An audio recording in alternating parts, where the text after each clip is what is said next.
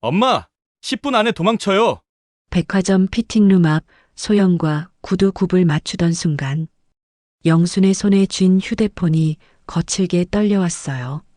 화면 위로 번쩍 뜬 민호라는 두 글자, 이어진 그의 숨 가쁜 목소리는 비상벨처럼 귓속을 파고들었습니다. 낯선 남자들이 지금 그쪽으로 가고 있어요. 짧은 한마디가 머릿속에서 폭발처럼 울려 퍼졌습니다. 영수는 계산대를 외면한 채 소영의 손목을 움켜쥐고 비상계단으로 몸을 던졌어요. 구두가 계단 모서리에 부딪혀 튀어오르고 맨발이 차가운 바닥을 밟을 때마다 공포는 더욱 선명해졌습니다. 계단을 내려갈수록 휴대폰 진동은 끊기듯 더 짧아지고 심장은 폭발 직전처럼 쿵쾅거렸습니다. 곧 출구 표지등이 보이려는 찰나 에스컬레이터 위에서 검은 점퍼 차림 둘의 실루엣이 역주행하며 올라왔어요. 영수는 숨이 막혀 온몸이 굳었지만 본능적으로 소영을 등에 밀치듯 주차장 쪽으로 꺾었습니다. 뒤엉킨 인파 사이 번호판조차 알아볼 수 없는 검은 승합차가 스치듯 지나가는 순간 머릿속을 휘감은 생각은 단 하나였습니다. 지금 도대체 무슨 일이 벌어지고 있는 거지? 영순이 30년간 약사로 일하며 쌓아온 사람 보는 눈이 무너지는 순간이었습니다. 지금부터 들려드릴 이야기가 여러분의 마음에 깊은 울림과 짜릿한 긴장감을 줄 수 있다면 구독 버튼과 좋아요로 함께해 주세요. 오늘 오신 모든 분들 항상 건강하고 행복하시길 온 마음으로 빌게요. 이야기 시작합니다. 2025년 3월의 어느 월요일 아침이었습니다. 영수는 침대에서 눈을 떴어요. 벽시계가 정확히 7시를 가리키고 있었죠. 30년 동안 매일 같은 시간에 일어나던 습관은 퇴직 후에도 변하지 않았습니다. 거실로 나와 커튼을 젖히니 봄 햇살이 쏟아져 들어왔어요. 창밖으로 보이는 아파트 단지는 여느 때처럼 고요했습니다. 출근 시간이 지난 이 시각, 단지를 오가는 사람들은 대부분 영순처럼 은퇴한 노년층이었죠. 여보, 커피 한잔 할까요? 부엌에서 성민의 목소리가 들려왔습니다. 남편은 이미 일어나 신문을 펼쳐놓고 있었어요. 영수는 대답 대신 그의 맞은편에 앉았습니다.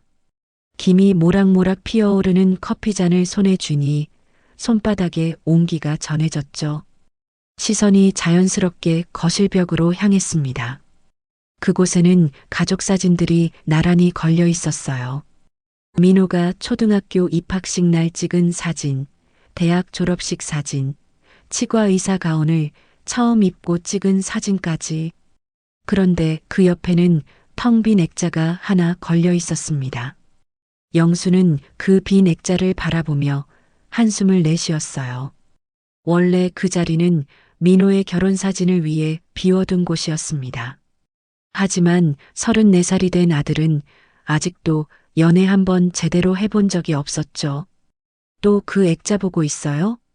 성민이 신문에서 눈을 떼지 않은 채 물었습니다. 민호가 이번 주말에도 병원 간다더군요. 주말마다 일만 하니 언제 여자를 만나겠어요. 영순의 목소리에는 걱정이 묻어났습니다. 아파트 현관문 여는 소리가 들렸어요. 아침 운동을 다녀온 옆집 송 여사였습니다. 복도에서 누군가와 인사하는 소리가 들려왔죠. 아이고, 김 여사님. 손자 100일잔치 잘 다녀오셨어요? 네, 애가 너무 예쁘더라고요. 송 여사님, 아드님은 언제 결혼하신대요? 우리 애는 벌써 둘째 임신했어요. 영수는 커피잔을 내려놓았습니다. 이웃들의 대화가 귀에 거슬렸어요. 다들 손자 자랑에 여념이 없는데 자신만 그 대화에 낄 수가 없었죠. 오전 10시가 되자 영수는 외출 준비를 했습니다. 매주 월요일마다 민호의 치과에 들러 점심을 함께 먹기로 한 지 벌써 6개월이 지났어요. 퇴직 후 만든 유일한 정기 일정이었죠. 지하철을 타고 강남역에 내려 5분쯤 걸으니 익숙한 간판이 보였습니다. 민호 치과의원. 아들 이름을 내건 간판을 볼 때마다 가슴 한구석이 뿌듯해졌어요. 유리문을 밀고 들어가니 데스크 직원이 반갑게 인사했습니다. 어머님 오셨어요? 원장님 지금 환자 진료 중이세요. 잠시만 기다려주시면 될 것 같아요. 영수는 대기실 소파에 앉아 진료실 쪽을 바라봤습니다. 반쯤 열린 문틈으로 민호가 환자를 치료하는 모습이 보였어요. 하얀 가운을 입고 진지한 표정으로 일하는 아들의 모습은 언제 봐도 든든했죠. 네, 이제 많이 나으셨어요. 다음 주에 한 번 더 오시면 될 것 같습니다. 민호의 차분한 목소리가 들려왔습니다. 환자가 나가고 민호가 대기실로 나왔어요. 엄마, 기다리셨어요? 죄송해요. 환자가 좀 길어졌네요. 괜찮아. 일하는 모습 보니까 좋더라. 모자는 병원 근처 한정식 집으로 향했습니다. 영순이 좋아하는 된장찌개가 맛있는 곳이었죠. 요즘 병원은 어때? 환자 많아? 네, 다행히 단골 환자분들이 많이 오세요. 민호는 밥을 한 숟가락 뜨며 대답했습니다. 영수는 아들의 얼굴을 찬찬히 살폈어요. 피곤해 보이는 눈과 야윈 볼. 일만 하느라 제대로 끼니도 못 챙기는 게 분명했죠. 민호야, 혹시 요즘 마음에 드는 사람 없어? 뜬금없는 질문에 민호가 숟가락을 멈췄습니다. 엄마, 또 그 얘기예요? 34살이야. 내 나이에 엄마는 벌써 너를 낳았어. 요즘은 시대가 달라요. 늦게 결혼하는 게 대세라고요. 민호는 애써 화제를 돌렸지만 영수는 포기하지 않았습니다. 간호사들 중에 괜찮은 사람 없어? 아니면 소개팅이라도. 엄마, 정말 괜찮아요. 때가 되면 알아서 할게요. 민호의 목소리에는 약간의 짜증이 섞여 있었어요. 영수는 더 이상 말을 꺼내지 못했습니다. 집으로 돌아오는 지하철 안에서 영수는 창밖을 바라봤어요. 어두운 터널 속을 달리는 전동차처럼 아들의 결혼 문제도 끝이 보이지 않는 터널 같았습니다. 집에 도착하니 성민이 거실에서 TV를 보고 있었어요. 민호 만나고 왔어요? 네. 또 결혼 얘기했구만. 표정 보니 알겠네. 성민은 아내의 마음을 꿰뚫어 보는 듯 했습니다. 영수는 소파에 털썩 주저앉았어요. 다른 집 애들은 다 결혼해서 애도 낳았는데 우리 민호만. 민호가 알아서 하겠지. 너무 재촉하지 마. 성민의 말은 옳았지만 영순의 마음은 편치 않았습니다. 저녁을 준비하면서도 설거지를 하면서도 영순의 시선은 자꾸만 그 빈 액자로 향했어요. 언제쯤 저 자리가 채워질까? 과연 채워지기는 할까? 밤 9시 영수는 일기장을 펼쳤습니다. 퇴직 후 새로 시작한 습관이었죠. 오늘도 민호를 만났다. 일만 하는 아들이 안쓰럽다. 좋은 사람 만나서 행복했으면 좋겠는데 내가 너무 조급한 걸까? 펜을 내려놓고 창밖을 봤습니다. 맞은편 아파트 창문들에 하나둘 불이 켜지고 있었어요. 각자의 삶이 그 불빛 속에 담겨 있겠죠. 영수는 조용히 일기장을 덮었습니다. 내일도 똑같은 하루가 반복될 거라고 생각했습니다. 하지만 인생이란 게 언제나 예측 가능한 것만은 아니었죠. 며칠 후 민호에게서 뜻밖의 전화가 걸려올 줄은 그때만 해도 전혀 몰랐으니까요. 다음 날 아침 영수는 동네 마트로 향했습니다. 장바구니를 끌고 야채 코너를 돌아보던 중 익숙한 목소리가 들려왔어요. 어머, 김 여사님 아니세요? 돌아보니 송 여사가 서 있었습니다. 그녀 옆에는 처음 보는 중년 여성이 함께 있었죠. 이분이 그 유명한 김 여사님이시구나. 저는 최근에 이사 온 박정숙이라고 해요. 박 여사는 55살쯤 되어 보였습니다. 단정한 차림새에 부드러운 인상이었어요. 세 사람은 자연스럽게 마트 안 카페로 자리를 옮겼습니다. 요즘 정말 무서운 세상이에요. 사람을 어떻게 믿어야 할지 모르겠어요. 박 여사가 커피를 한 모금 마시며 한숨을 쉬었습니다. 영수는 그녀의 표정에서 뭔가 깊은 사연이 있음을 느꼈어요. 무슨 일 있으셨어요? 송 여사가 조심스럽게 물었습니다. 박 여사는 잠시 망설이다가 입을 열었어요. 사실 저희 언니가 최근에 투자 사기를 당했어요. 정말 믿을 수 없는 일이었죠. 영수는 커피잔을 내려놓고 박 여사를 바라봤습니다. 그녀의 눈가에 고인 눈물이 보였어요. 언니 친구가 소개해준 사람이었어요. 서울대 나왔다고 하고 대기업 임원이라고 했죠. 명함도 있었고 고급차도 몰고 다녔어요. 심지어 강남에 사무실도 있었죠. 박 여사는 떨리는 목소리로 계속 이야기했습니다. 처음엔 소액으로 시작했는데 정말로 수익이 났어요. 한 달에 20%씩 들어왔죠. 언니는 완전히 믿어버렸어요. 결국 퇴직금 전부를 3억이 넘는 돈을 다 넣었죠. 세상에. 송 여사가 놀라서 입을 가렸습니다. 영순도 충격을 받았어요. 알고 보니 그 사람 대학도 안 나온 사기꾼이었어요. 명함도 가짜, 사무실도 월세로 잠깐 빌린 거였죠. 처음에 준 수익금도 다른 사람들한테 받은 돈으로 준 거였고요. 박 여사는 손수건으로 눈가를 닦았습니다. 겉모습만 보고 믿으면 안 돼요. 요즘 사람들 다 가면을 쓰고 살아요. 진짜 모습은 감추고 있죠. 영수는 박 여사의 말에 깊이 공감했습니다. 30년 동안 약국에서 일하면서 수많은 사람들을 만났었죠. 처방전을 위조해 오는 사람, 마약성 진통제를 얻으려고 거짓말하는 사람, 보험 사기를 위해 아픈 척하는 사람들까지. 저도 약국에서 일할 때 비슷한 경험이 많았어요. 영순이 조용히 말했습니다. 한 번은 정말 점잖아 보이는 노신사가 왔었어요. 양복도 깔끔하게 입고 말씨도 정중했죠. 그런데 알고 보니 가짜 처방전으로 향정신성 의약품을 타려던 거였어요. 송 여사가 고개를 끄덕였습니다. 맞아요. 저희 옆 동네에서도 비슷한 일이 있었어요. 정말 성실해 보이는 며느리가 시댁 돈을 다 빼돌리고 사라졌대요. 어떻게 그럴 수가. 박 여사가 혀를 찼습니다. 처음엔 정말 효녀 같았대요. 시부모님 병원도 모시고 다니고 집안일도 깔끔하게 하고. 그런데 혼인신고를 계속 미루더래요. 이상하다 싶어서 뒷조사를 해봤더니 송 여사는 목소리를 낮췄습니다. 이미 결혼한 사람이었대요. 남편이 조폭이라서 도망쳐 나온 거였죠. 신분도 다 위조한 거였고요. 영수는 등골이 서늘해졌습니다. 그런 일이 실제로 일어난다니 믿기 어려웠어요. 요즘은 정말 사람 얼굴만 봐서는 알 수가 없어요. 다들 연기를 너무 잘해요.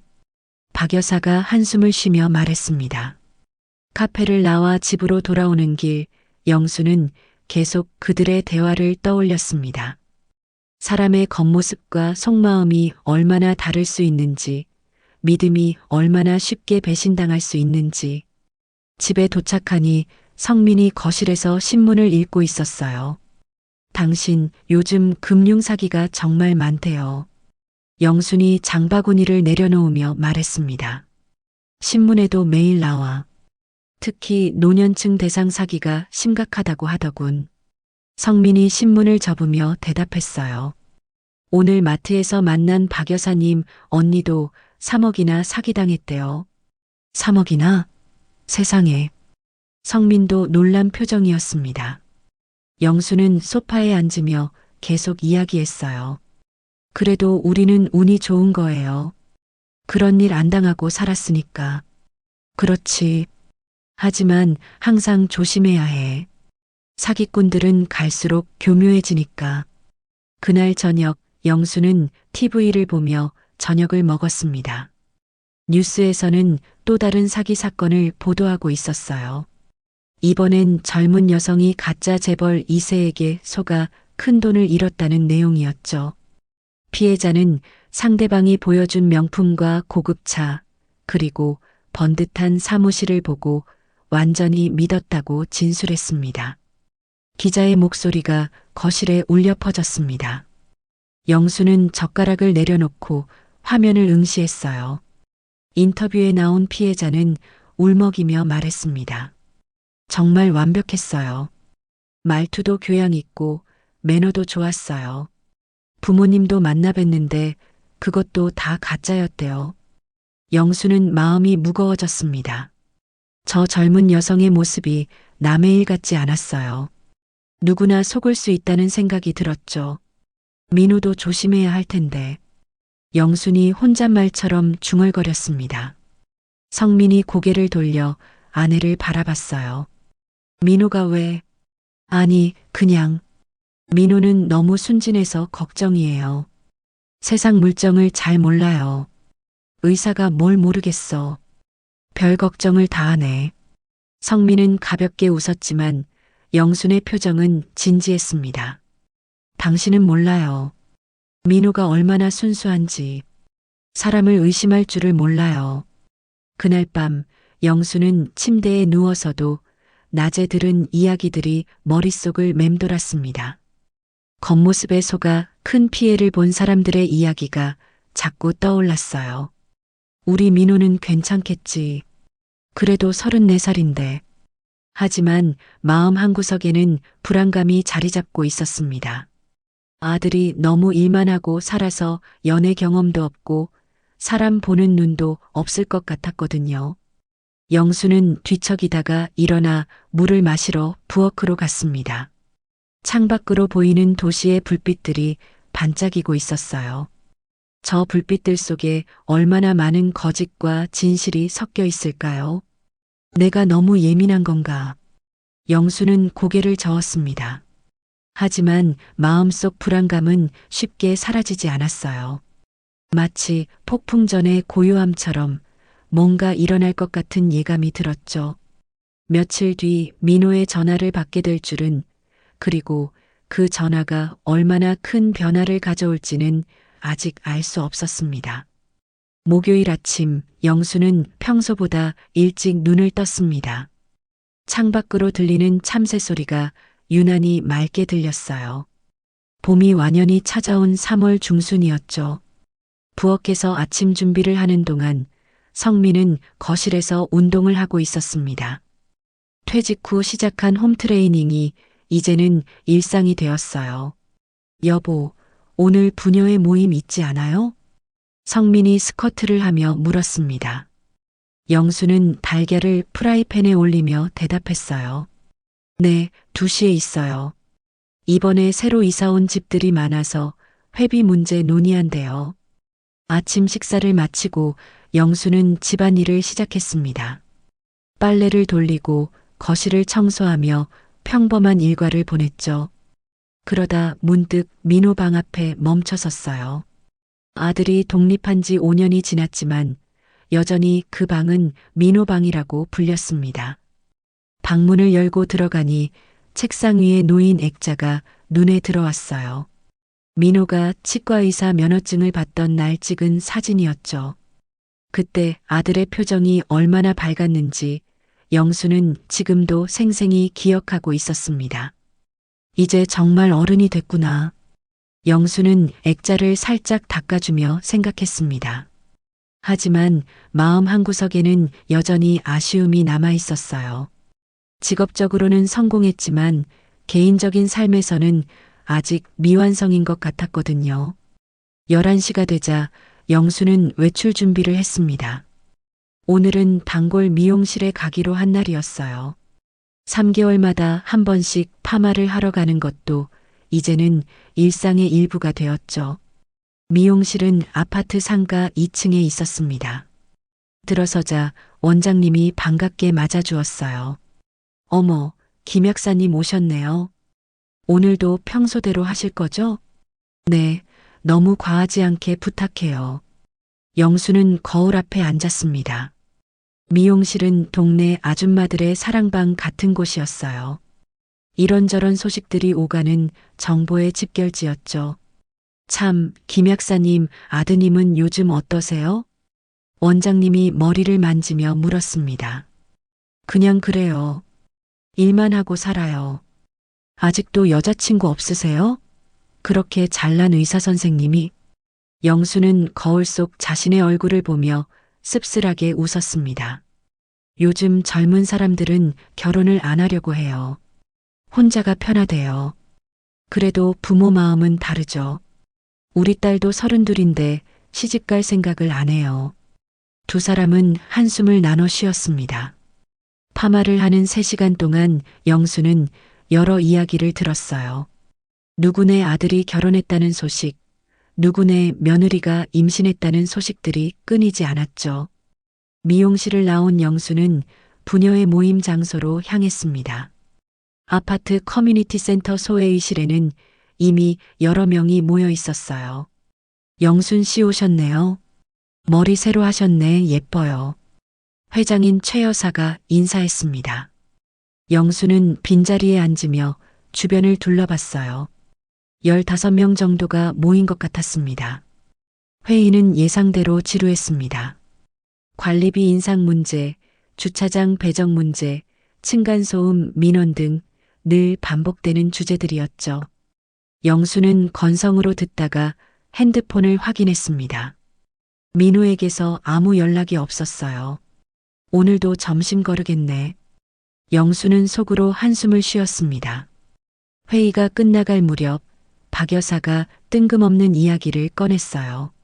혹시 자녀분들 결혼 안 한 분들 계시면 제가 아는 중매쟁이가 있는데 소개해 드릴까요? 몇몇 사람들이 관심을 보였습니다. 영순도 귀가 솔깃했어요. 정말 실력 있는 분이에요. 작년에만 5커플 성사시켰대요. 우리 아들도 좀 부탁해 봐야겠네. 옆자리에 강 여사가 말했습니다. 영수는 잠시 고민하다가 입을 열었어요. 저도 연락처 좀 알려주세요. 집으로 돌아오니 벌써 5시가 넘었습니다. 성민은 서재에서 책을 읽고 있었어요. 영수는 저녁 준비를 하며 오늘 있었던 일들을 떠올렸죠.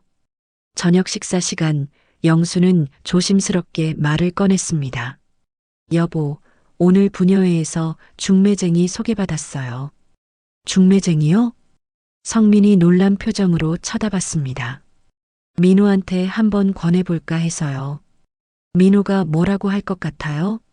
자기가 알아서 한다고 할 게 뻔한데. 성민의 말이 맞았습니다. 하지만 영수는 포기하고 싶지 않았어요. 그래도 만남의 기회는 많을수록 좋잖아요. 그날 밤 영수는 민호에게 전화를 걸었습니다.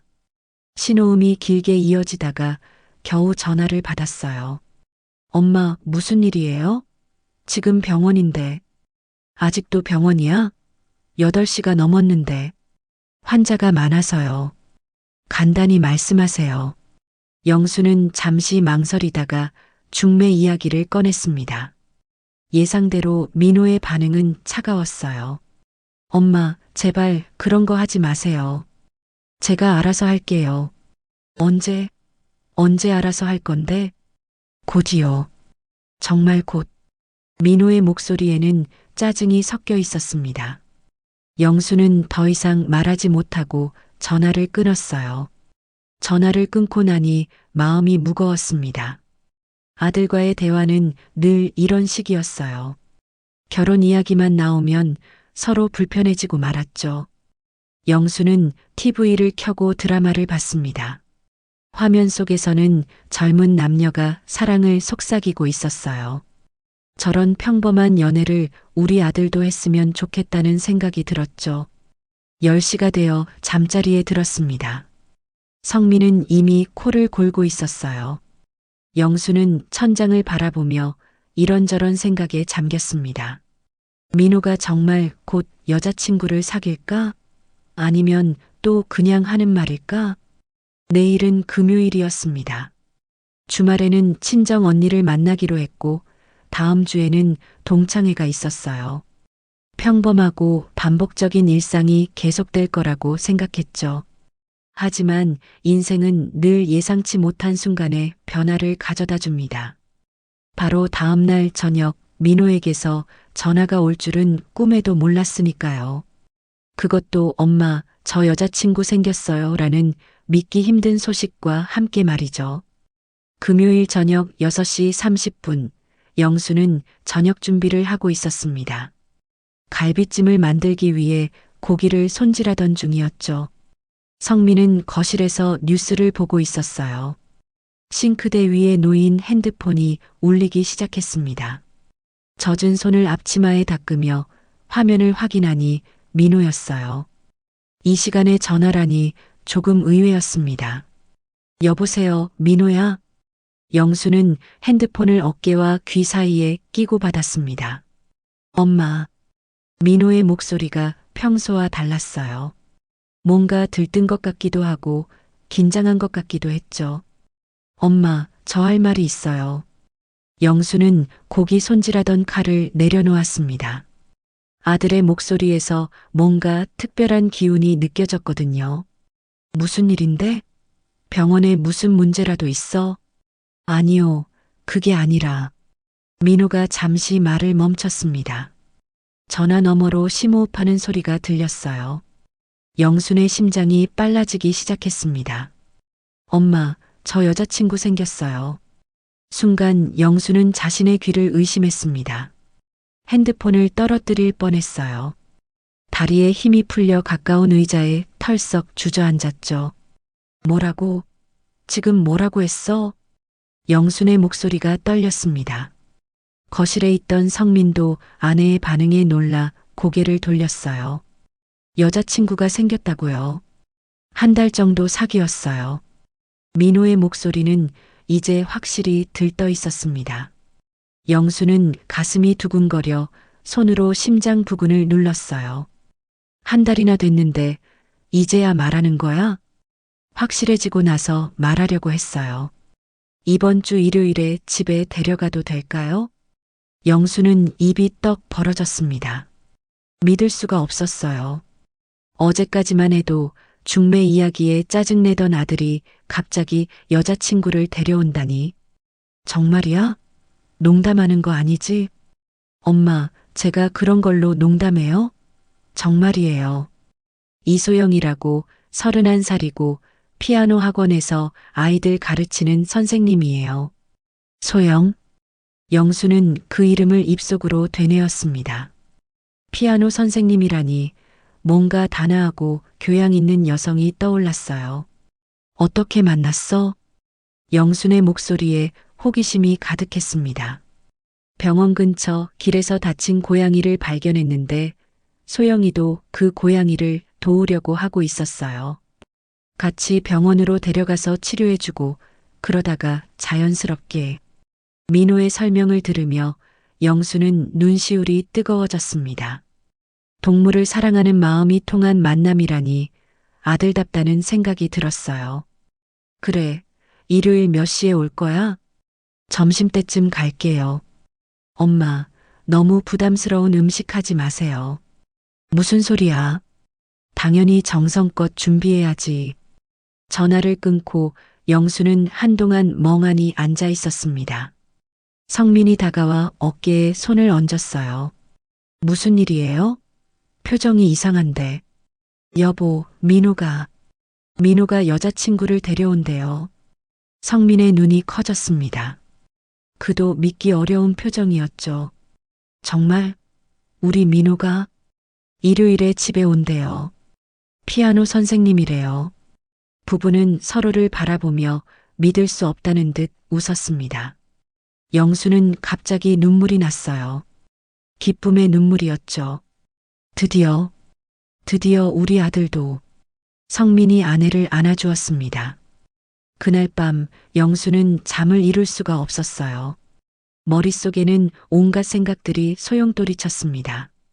어떤 여자일까, 예쁠까, 성격은 어떨까, 우리 가족과 잘 어울릴까. 토요일 아침부터 영수는 분주했습니다. 먼저 대청소를 시작했어요. 평소에도 깨끗하게 관리했지만 며느리감이 올 생각을 하니 먼지 하나도 용납할 수 없었죠. 여보, 좀 도와주세요. 소파 좀 옮겨야 해요. 이미 깨끗한데 왜 또 청소를 해요? 성민이 투덜거렸지만 그의 얼굴에도 미소가 걸려 있었습니다. 오후에는 마트에 가서 장을 봤어요. 무엇을 해야 할지 고민이 많았습니다. 너무 차려도 부담스럽고 너무 소박해도 정성이 없어 보일 것 같았거든요. 소고기 사야 할까요? 아니면 해산물? 영수는 정육 코너 앞에서 한참을 고민했습니다. 둘 다 사요. 뭘 좋아하는지 모르니까. 성민의 말이 맞았어요. 영수는 이것저것 장바구니에 담았습니다. 과일도 여러 종류를 샀고 차와 다가도 준비했죠. 집에 돌아와서는 친정 언니에게 전화를 걸었습니다. 언니, 민호가 여자친구를 데려온대요. 정말? 어머, 축하해. 드디어 민호도 철이 드는구나. 언니의 축하를 받으며 영수는 행복했습니다. 이어서 친한 친구들에게도 소식을 전했어요. 모두들 놀라면서도 축하해 주었죠. 토요일 저녁 영수는 요리 연습을 했습니다. 갈비찜, 잡채, 각종 나물들을 미리 만들어 봤어요. 성민은 그런 아내를 보며 웃었습니다. 연습까지 해야 해요? 실수하면 안 되잖아요. 첫인상이 중요해요. 밤 10시가 넘어서야 영수는 준비를 마쳤습니다. 침대에 누웠지만 여전히 잠은 오지 않았어요. 내일이 기다려지면서도 긴장되었죠. 어떤 아이일까? 민호를 정말 사랑하는 걸까? 우리 가족이 될 수 있을까? 영수는 천장을 바라보며 이런저런 상상을 했습니다. 벽에 걸린 빈 액자가 드디어 채워질 날이 올 것 같았어요. 일요일 아침 영수는 6시에 일어났습니다. 평소보다 1시간이나 일찍 눈이 떠진 거였죠. 부엌에서 요리 준비를 하는 내내 시계를 확인했어요. 시간이 너무 더디게 가는 것 같았습니다. 11시가 되자 영수는 옷을 갈아입었습니다. 너무 격식 차린 옷도 너무 편한 옷도 아닌 적당한 차림을 골랐어요. 거울을 보며 머리도 다시 정리했죠. 여보, 너무 긴장하지 마세요. 성민이 아내의 어깨를 토닥였습니다. 정각 12시 현관 초인종이 울렸습니다. 영순의 심장이 쿵쾅거렸어요. 드디어 그 순간이 온 것입니다. 평범했던 일상이 완전히 바뀌는 순간, 새로운 가족을 맞이하는 순간이었죠. 영수는 심호흡을 하고 현관으로 걸어갔습니다. 문고리를 잡는 손이 살짝 떨렸어요. 하지만 그것은 두려움이 아니라 기대감 때문이었습니다. 현관문을 열기 직전 영수는 잠시 멈췄습니다. 문고리를 잡은 손에 땀이 배어났어요. 이 문을 열면 새로운 세계가 시작될 것 같았죠. 심호흡을 한 번 더 하고 천천히 문을 열었습니다. 어머님, 안녕하세요. 문 앞에는 민호와 함께한 여성이 서 있었습니다. 단정한 베이지색 원피스를 입은 그녀는 90도로 허리를 숙여 인사했어요. 긴 생머리가 어깨 위로 살짝 흘러내렸죠. 어서 와요. 춥지 않았어요? 영수는 미소를 지으며 두 사람을 맞이했습니다. 소영의 첫인상은 기대 이상이었어요. 청순하면서도 단아한 느낌이 들었죠. 거실로 안내하며 영수는 소영을 곁눈질로 살폈습니다. 키는 민호보다 작아서 165cm쯤 되어 보였고 몸매는 날씬했어요. 피부는 깨끗했고 화장은 진하지 않았습니다. 아버님도 계시네요. 안녕하세요. 소영이 성민에게도 정중히 인사했습니다. 목소리가 차분하고 부드러웠어요. 어서 와요. 편하게 앉아요. 성민도 온화한 미소로 답했습니다. 다 같이 거실 소파에 둘러앉았어요. 영수는 미리 준비해둔 차와 과일을 내왔습니다. 소영은 감사하다며 차를 한 모금 마셨죠. 민호가 이야기는 많이 했나요? 영순이 조심스럽게 물었습니다. 네, 어머님, 아버님 이야기 많이 들었어요. 약 사셨다고요. 이제는 은퇴했어요. 소영 씨는 피아노 가르친다고 들었는데 소영이 수줍게 웃으며 고개를 끄덕였습니다. 네, 강남에 있는 작은 학원에서 아이들 가르치고 있어요. 벌써 5년째네요. 대화가 이어지는 동안 영수는 계속 소영을 관찰했습니다. 말할 때마다 상대방의 눈을 바라보는 것, 손을 가지런히 모으고 앉은 자세, 미소를 잃지 않는 표정. 모든 것이 마음에 들었어요. 점심 식사 시간이 되었습니다.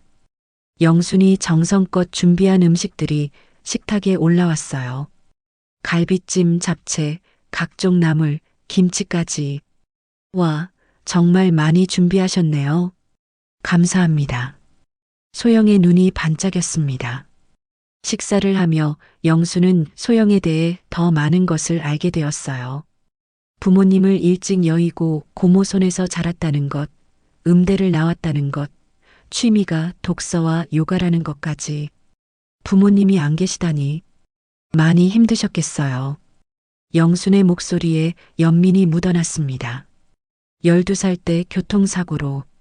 그래도 고모가 잘 키워주셨어요. 소영의 눈가가 살짝 붉어졌습니다. 영수는 마음이 아팠어요. 이렇게 어린 나이에 부모를 잃다니. 식사가 끝나고 소영이 설거지를 돕겠다고 나섰습니다. 아니에요. 그냥 앉아 있어요. 도와드릴게요. 이렇게 대접받기만 하면 죄송해요. 소영의 고집에 영수는 함께 부엌에 섰습니다. 나란히 서서 설거지를 하는데 왠지 마음이 따뜻해졌어요. 소영 씨, 민호 어떤 점이 좋아서 사귀게 됐어요? 영순이 물었습니다. 소영이 잠시 생각하더니 대답했어요. 따뜻한 사람이에요. 겉으로는 무뚝뚝해 보여도 속은 정말 따뜻해요. 그리고 사람을 대하는 마음이 진심이더라고요. 영수는 고개를 끄덕였습니다. 아들을 제대로 본 것 같았어요. 거실로 돌아와 다시 차를 마시며 이야기를 나눴습니다. 소영은 가끔 피아노 연주도 들려주겠다고 했어요. 집에 피아노가 없어서 아쉽네요. 영순이 말했습니다. 괜찮아요. 언제든 학원에 오시면 연주해 드릴게요. 오후 4시가 되어 소영과 민호가 일어났습니다. 오늘 정말 감사했어요. 음식도 너무 맛있었고요. 자주 와요. 언제든 환영이에요. 영수는 진심을 담아 말했습니다. 두 사람을 배웅하고 현관문을 닫은 후 영수는 성민과 마주봤어요. 어때요? 성민이 물었습니다. 좋은 것 같아요. 예의도 바르고 착해 보이고. 나도 그래요. 민호가 좋은 사람 만난 것 같네. 하지만 영순의 마음 한구석에는 알 수 없는 불안감이 있었습니다. 너무 완벽해 보이는 게 오히려 이상했어요. 30년간 약국에서 일하며 사람들을 봐온 경험이 그런 직감을 주는 것일까요? 그날 밤 영수는 일기를 쓰며 오늘 있었던 일을 정리했습니다. 소영이를 만났다. 좋은 아이 같다. 하지만 왜일까? 뭔가 슬픈 느낌이 든다. 부모님이 안 계셔서 그런가? 아니면 다른 이유가 있는 걸까? 펜을 내려놓고 영수는 창밖을 봤습니다. 보름달이 밝게 떠 있었어요.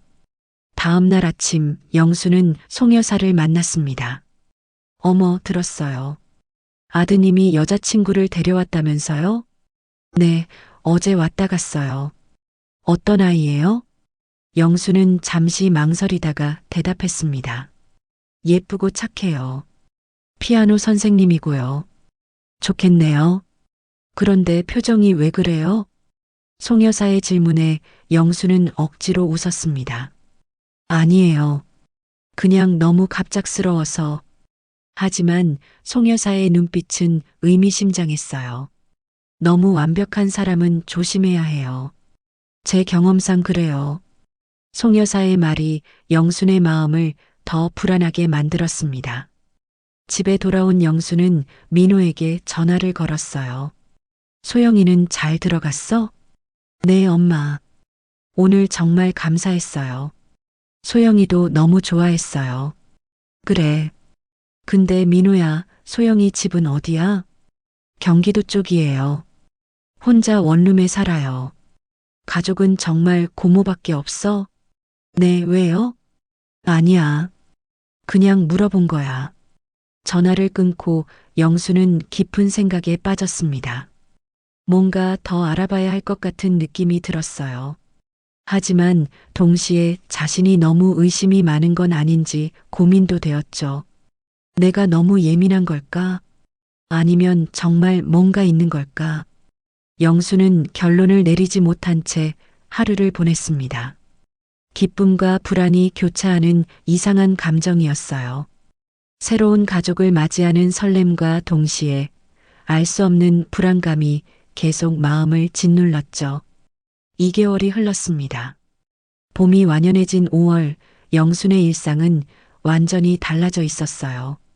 매주 일요일마다 소영이 집에 왔고 가끔은 평일 저녁에도 함께 식사를 했죠.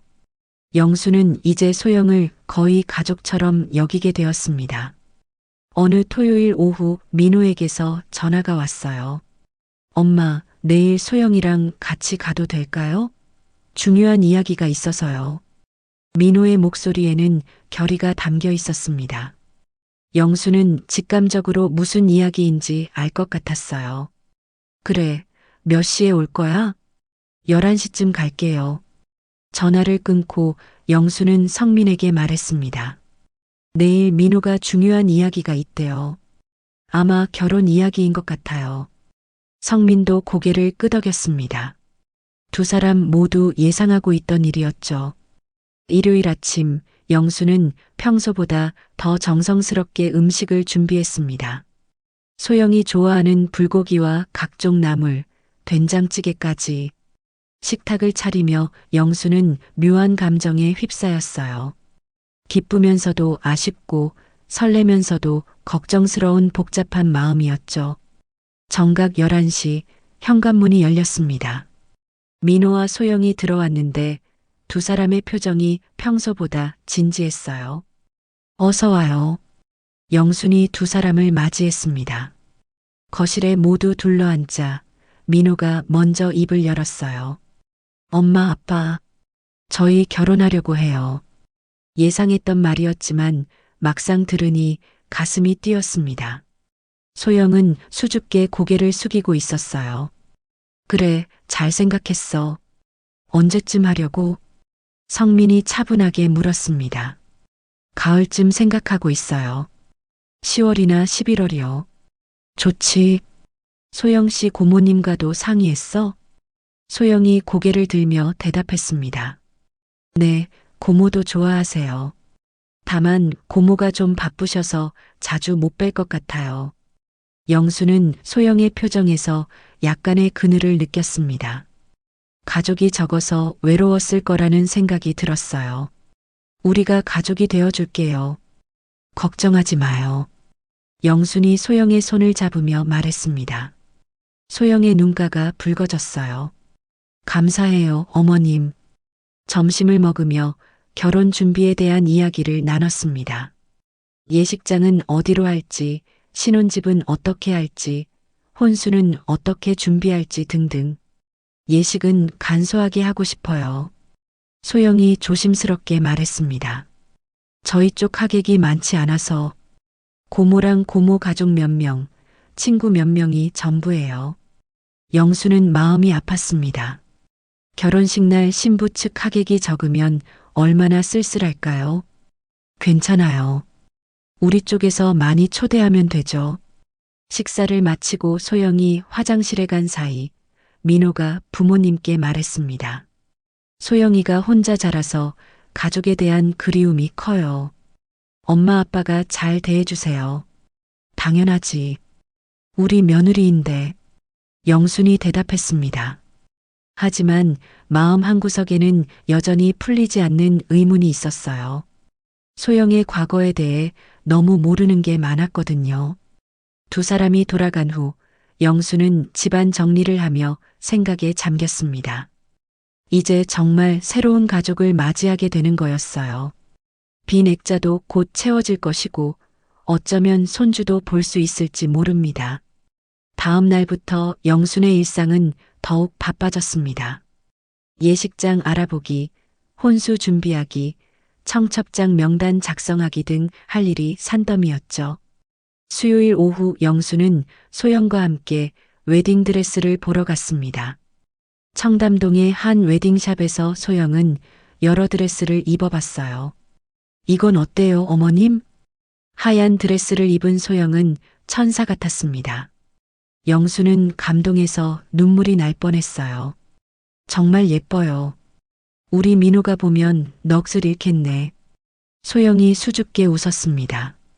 하지만 드레스를 고르는 내내 소영은 뭔가 불안한 듯 계속 핸드폰을 확인했어요. 무슨 일 있어요? 영순이 물었습니다. 아니에요. 그냥 학원에서 연락이 올까 봐요. 소영이 둘러댔지만 영수는 뭔가 다른 이유가 있는 것 같았어요. 집으로 돌아오는 길, 영수는 소영에게 물었습니다. 소영 씨, 혹시 결혼 준비하면서 불편한 거 있으면 말해요. 없어요. 다 좋아요. 어머님이 너무 잘해주셔서 오히려 죄송해요.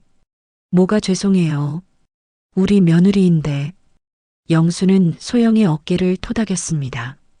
하지만 소영의 표정에는 여전히 그늘이 있었어요. 그날 밤 영수는 일기에 썼습니다. 소영이와 웨딩드레스를 봤다. 정말 예뻤다. 하지만 왜일까? 소영이가 뭔가 숨기는 것 같다. 자꾸 불안해하는 모습이 신경 쓰인다. 내가 너무 예민한 걸까? 며칠 후 영수는 소영의 고모를 만나기로 했습니다. 상견례를 하기 전에 미리 인사를 나누자는 민호의 제안이었죠. 약속 장소는 강남의 한 호텔 카페였습니다. 영순과 성민이 먼저 도착해서 기다리고 있었어요. 늦어서 죄송합니다. 40대 중반으로 보이는 여성이 다가왔습니다. 소영과 닮은 구석이 하나도 없었어요. 아니에요. 저희도 방금 왔어요. 인사를 나누고 자리에 앉았지만 대화는 어색했습니다. 고모는 말수가 적었고 질문에도 짧게만 대답했어요. 소영이 잘 부탁드립니다. 고모가 갑작스럽게 말했습니다. 저희가 잘 모시겠습니다. 영순이 대답했지만 고모의 표정은 여전히 굳어 있었어요. 30분 만에 고모는 일이 있다며 자리를 떴습니다. 이상하지 않아요? 집으로 돌아오는 차 안에서 성민이 말했습니다. 그러게요. 조카 결혼인데 너무 무관심한 것 같아요. 영순도 같은 생각이었습니다. 뭔가 불편한 관계인 것 같았어요. 하지만 이미 결혼 준비는 시작되었고 영수는 더 이상 의심하지 않기로 했습니다. 민호가 선택한 사람이니 믿어주는 게 맞다고 생각했죠. 이제 새로운 가족을 맞이할 준비를 해야 할 때였습니다. 결혼 준비가 한창이던 6월 어느 날 영수는 소영과 단둘이 만나기로 했습니다. 혼수 준비를 위해 백화점에서 만나기로 했죠. 소영은 약속 시간보다 10분 일찍 와서 기다리고 있었어요. 어머님, 여기 있었어요. 소영의 얼굴이 전보다 많이 수척해 보였습니다. 영수는 걱정스러운 마음에 소영의 손을 잡았어요. 많이 피곤해 보이네. 결혼 준비 때문에 힘들어? 아니에요. 그냥 요즘 학원 일이 좀 많아서요. 소영이 억지로 웃으며 대답했습니다. 두 사람은 가구 매장으로 향했어요. 침대를 고르던 중 소영이 갑자기 말했습니다. 어머님, 저 사실 어렸을 때 부모님 돌아가신 게 교통사고가 아니었어요. 영수는 놀라서 소영을 바라봤습니다. 소영의 눈에 눈물이 고여 있었어요.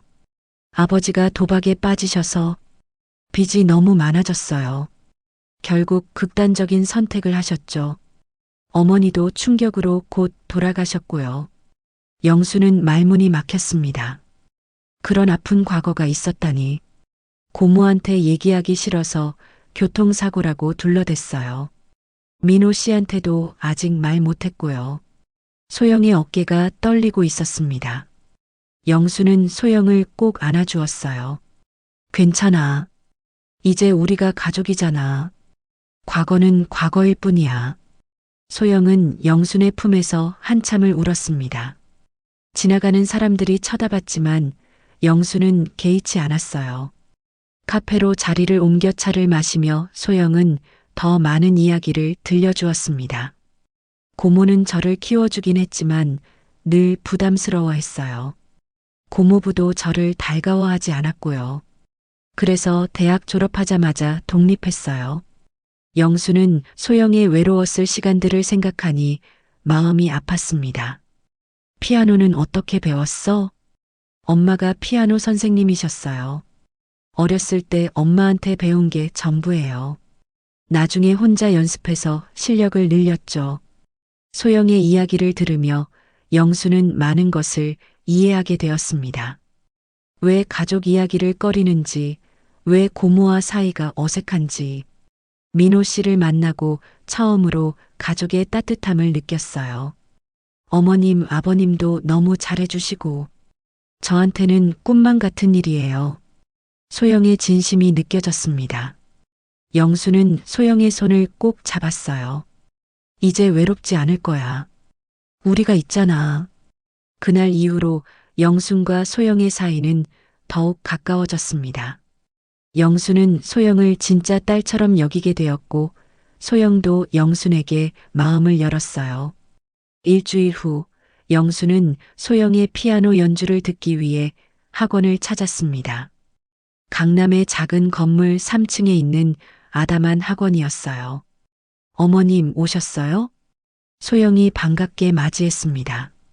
학원에는 아이들 몇 명이 레슨을 받고 있었어요. 이쪽이 제 연습실이에요. 소영이 안내한 곳은 그랜드 피아노가 놓인 작은 방이었습니다. 소영이 피아노 앞에 앉자 완전히 다른 사람이 된 것 같았어요. 평소의 수줍은 모습은 사라지고 자신감 넘치는 연주자가 되었죠. 쇼팽의 녹턴이 흘러나왔습니다. 영수는 음악을 잘 몰랐지만 소영의 연주에는 뭔가 특별한 것이 있었어요. 슬픔과 그리움, 그리고 희망이 섞인 듯한 감정이 전해졌죠. 정말 잘 치네. 전공한 보람이 있어. 감사해요. 사실 요즘은 학원 일보다 온라인 쇼핑몰에 더 신경 쓰고 있어요. 온라인 쇼핑몰? 영순이 놀라서 물었습니다. 네, 수입 소품들 판매하는 작은 쇼핑몰이에요. 결혼 자금도 좀 모으려고요. 소영이 핸드폰으로 쇼핑몰을 보여주었습니다. 예쁜 액세서리와 소품들이 올라와 있었어요. 혼자 다 하는 거야? 네, 집에서 포장하고 배송 준비도 해요. 요즘은 매출이 꽤 괜찮아요. 영수는 소영이 대견했습니다. 어려운 환경에서도 스스로 일어서려고 노력하는 모습이 기특했어요. 학원을 나오며 소영이 말했습니다. 어머님, 사실 한 가지 더 말씀드릴 게 있어요. 영수는 긴장했습니다. 또 무슨 비밀이 있는 걸까요? 제가 가끔 부산에 가요. 거기 아는 언니가 있어서요. 대학 때 유일하게 친했던 선배인데 가끔 만나러 가요. 그래, 좋은 친구가 있어서 다행이네. 영수는 안심했습니다. 친구라도 있다니 다행이었어요. 집으로 돌아오는 길, 영수는 소영의 이야기를 곱씹어 봤습니다. 도박으로 가정이 무너진 아픈 과거, 사랑받지 못한 유년 시절, 혼자 힘으로 살아온 시간들. 그런 소영이 민호를 만나 행복해하는 모습이 더욱 소중하게 느껴졌어요. 그날 밤 영수는 민호에게 전화했습니다. 민호야, 소영이 잘 챙겨줘야 해. 그 아이 많이 외로웠어. 알아요, 엄마. 저도 소영이 과거 이야기 들었어요. 들었어? 언제? 오늘이요. 소영이가 다 털어놨어요. 앞으로 더 잘해줄게요. 전화를 끊고 영수는 안도했습니다. 두 사람이 서로에게 솔직해지고 있다는 게 다행이었어요. 하지만 며칠 후 영수는 우연히 이상한 장면을 목격했습니다. 백화점에서 소영을 봤는데 누군가와 통화하며 울고 있었어요. 제발 그만해요. 더 이상은 못해요. 소영의 목소리가 떨리고 있었습니다. 영수는 소영에게 다가가려다가 멈췄어요. 전화를 끊은 소영이 눈물을 닦으며 자리를 떴기 때문이죠. 영수는 불안한 마음을 감출 수 없었습니다. 소영이 또 무엇을 숨기고 있는 걸까요? 하지만 확인할 방법도 물어볼 용기도 없었어요. 그저 모든 게 괜찮기를 바랄 뿐이었죠. 그로부터 며칠 뒤 예복수선을 위해 영순과 소영은 함께 백화점에 있었습니다. 구두 굽길이를 맞춰보던 순간 영순의 휴대폰이 날카롭게 울렸죠. 여보세요? 엄마, 당장 도망쳐요. 방금 남자들이 병원에 와서 소영이 행적을 캐물었어요. 지금 강남 백화점 쪽으로 간다고 직원이 방금 알려줬어요. 민호의 숨가쁜 목소리에 영순의 등줄기가 서늘해졌습니다. 소영의 손이 파르르 떨렸습니다. 계산은 나중에요. 지금 나가요. 두 사람은 에스컬레이터 대신 비상계단을 택해 내달렸습니다. 소영의 구두가 계단 모서리에 걸려 퍽 소리를 내며 벗겨졌어요. 잠깐 멈칫했지만 영순이 소영의 손목을 붙잡았습니다. 신지 마, 맨발로 뛰자. 차가운 바닥의 감각도 사람들의 시선도 느껴지지 않았습니다. 지하 주차장 출구로 꺾이는 순간 검은 점퍼 차림의 남자 둘이 매장 쪽으로 올라오는 실루엣이 스쳤습니다. 여기요. 경비가 부르는 소리에 고개를 돌릴 틈도 없이 두 사람은 택시 승강장 쪽으로 몸을 숨겼습니다. 숨을 고르며 뒤를 확인했을 때 다행히 따라오는 발걸음은 보이지 않았어요. 택시 문이 닫히자 소영은 두 손으로 얼굴을 가렸습니다. 어머님, 죄송해요.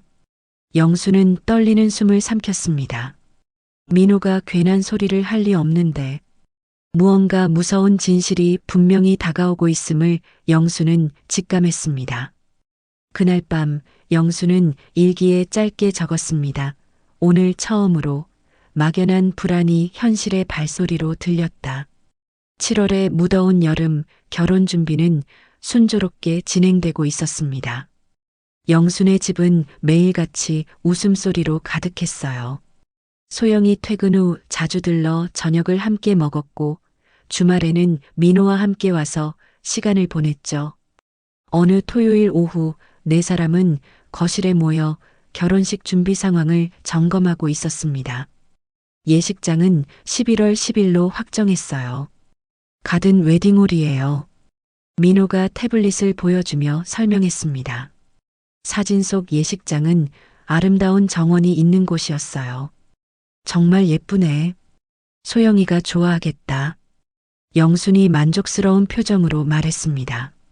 소영은 수줍게 웃으며 고개를 끄덕였어요. 신혼여행은 어디로 갈 거야? 성민이 물었습니다. 유럽으로 2주일 정도 다녀올까 해요. 민호의 대답에 영수는 뿌듯해했습니다. 아들이 이렇게 어른스럽게 결혼 준비를 하는 모습이 대견했어요. 다음 주에는 상견례가 있었습니다. 호텔 한식당에서 양가 가족이 만났는데 소영 쪽은 고모 부부만 참석했어요. 고모는 여전히 말수가 적었지만 그래도 전보다는 편안해 보였습니다. 소영이를 잘 부탁드립니다. 고모가 인사를 했고 영순도 정중하게 화답했어요. 저희가 잘 모시겠습니다. 상견례는 무난하게 끝났습니다. 고모 부부는 일이 있다며 일찍 자리를 떴고 영순 가족은 소영과 함께 카페로 자리를 옮겼어요. 고모가 오늘은 좀 편해 보이더라. 민호가 말했습니다. 결혼한다니까 안심하시나 봐요. 소영이 대답했지만 표정은 복잡해 보였어요. 8월이 되자 영수는 혼수 준비에 박차를 가했습니다. 이불, 그릇, 가전제품 등 필요한 것들을 하나씩 장만했어요. 소영도 함께 다니며 고르는 것을 도왔죠. 어머님, 너무 많이 사주시는 거 아니에요? 소영이 미안해하며 말했습니다. 무슨 소리야? 우리 며느리 시집 오는데 당연히 해줘야지. 영수는 오히려 더 많이 해주고 싶은 마음이었어요. 소영이 어려운 환경에서 자란 걸 알기에 더욱 그랬죠. 어느 날 저녁 소영이 집에서 저녁을 먹고 있을 때였습니다. 갑자기 소영이 피아노를 치고 싶다고 했어요. 우리 집에는 피아노가 없는데. 영순이 아쉬워하자 민호가 말했습니다. 그럼 하나 사요. 결혼하면 어차피 필요할 테니까. 정말? 소영의 눈이 반짝였습니다. 다음 날 네 사람은 악기점에 갔어요. 소영은 여러 피아노를 시연해 보며 신중하게 골랐습니다. 결국 야마하 업라이트 피아노를 구입하기로 했죠. 일주일 후 피아노가 배달되었습니다. 거실 한쪽에 자리를 잡은 피아노는 집 분위기를 완전히 바꿔놓았어요. 어머님, 뭐 듣고 싶으신 곡 있으세요? 소영이 피아노 앞에 앉으며 물었습니다.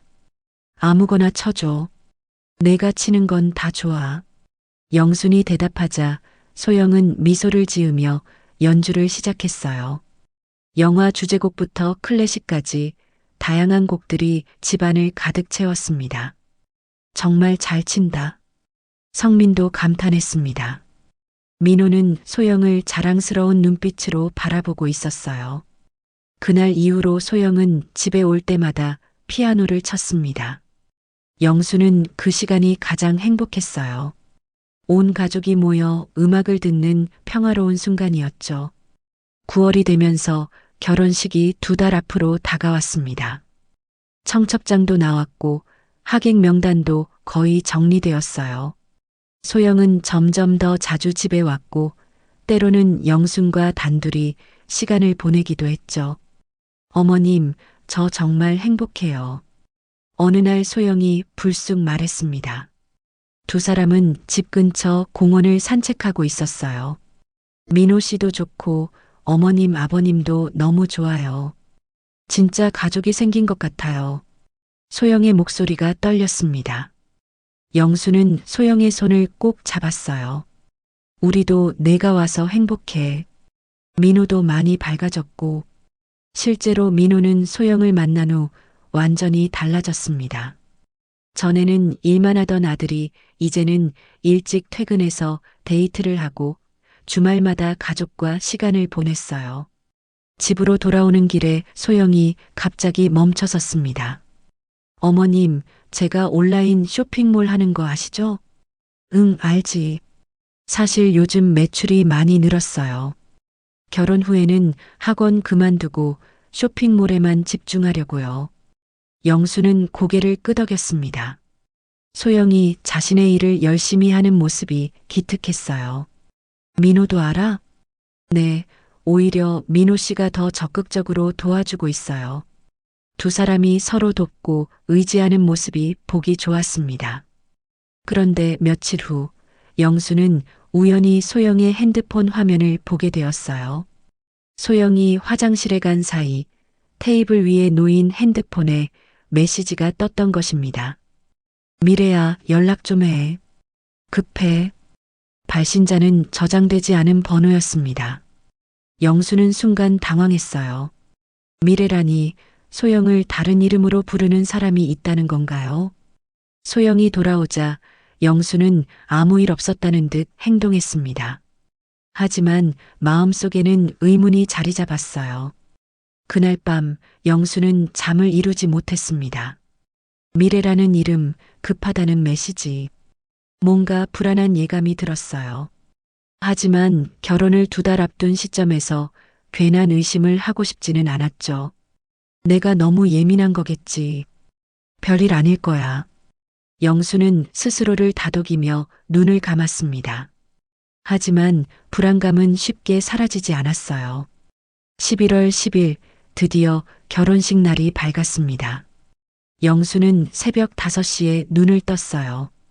창밖으로 보이는 하늘은 맑았고 날씨도 포근했습니다. 완벽한 결혼식 날씨였죠. 오늘이구나. 영수는 가슴이 벅차올랐습니다. 빈 액자가 드디어 채워지는 날이었어요. 예식장에 도착한 것은 아침 9시였습니다. 신부 대기실에는 이미 소영이 와 있었어요. 웨딩드레스를 입은 소영은 정말 아름다웠습니다. 어머님 오셨어요. 소영이 환하게 웃으며 인사했습니다. 하지만 영수는 소영의 눈가에 다크서클이 진한 것을 놓치지 않았어요. 많이 피곤해 보이네. 어제 잠을 못 잤어? 긴장돼서 잠이 안 왔어요. 소영이 대답했지만 뭔가 다른 이유가 있는 것 같았습니다. 11시 결혼식이 시작되었습니다. 하객들이 자리를 채웠는데 예상대로 신부 측은 10명 남짓이었어요. 고모 부부와 몇몇 친구들이 전부였죠. 반면 신랑 측은 100여 명이 넘었습니다. 행진곡이 울려 퍼지고 소영이 입장했습니다. 영수는 눈물이 났어요. 외롭게 자란 소영이 이제 진짜 가족을 만나는 순간이었으니까요. 신부님, 신랑님과 평생을 함께 하실 것을 맹세하십니까? 네. 소영의 대답은 분명했습니다. 하지만 영수는 소영의 손이 미세하게 떨리는 것을 봤어요. 결혼식은 성공적으로 끝났습니다. 사진 촬영을 하고 하객들과 인사를 나누는 동안 소영은 계속 밝은 표정을 유지했어요. 하지만 가끔씩 핸드폰을 확인하며 불안해하는 모습이 보였죠. 피로연이 끝나고 신혼부부가 공항으로 떠났습니다. 유럽으로 2주일간 신혼여행을 가는 거였어요. 잘 다녀와요. 영순이 두 사람을 배웅했습니다. 민호는 행복한 표정이었지만 소영은 여전히 어딘가 불안해 보였어요. 일주일이 지났습니다. 민호가 보내온 사진들을 보며 영수는 안심했어요. 파리의 에펠탑, 로마의 콜로세움, 스위스의 알프스. 두 사람은 행복해 보였습니다. 그런데 신혼여행에서 돌아온 다음 날 이상한 일이 일어났습니다. 소영이 시댁에 들렀는데 평소와 달리 침울한 표정이었어요. 무슨 일 있어? 영순이 걱정스럽게 물었습니다. 아니에요. 그냥 시차 때문에 피곤해서요. 소영이 억지로 웃었지만 영수는 뭔가 다른 이유가 있다는 걸 느꼈어요. 저녁을 먹은 후 소영이 화장실에 간 사이 그녀의 핸드폰이 울렸습니다. 화면에 뜬 이름을 본 영수는 놀랐어요. 부산 언니라고 저장되어 있었는데 전화를 끊지 않고 계속 울리고 있었죠. 소영이 돌아와서 급하게 전화를 받았습니다. 여보세요?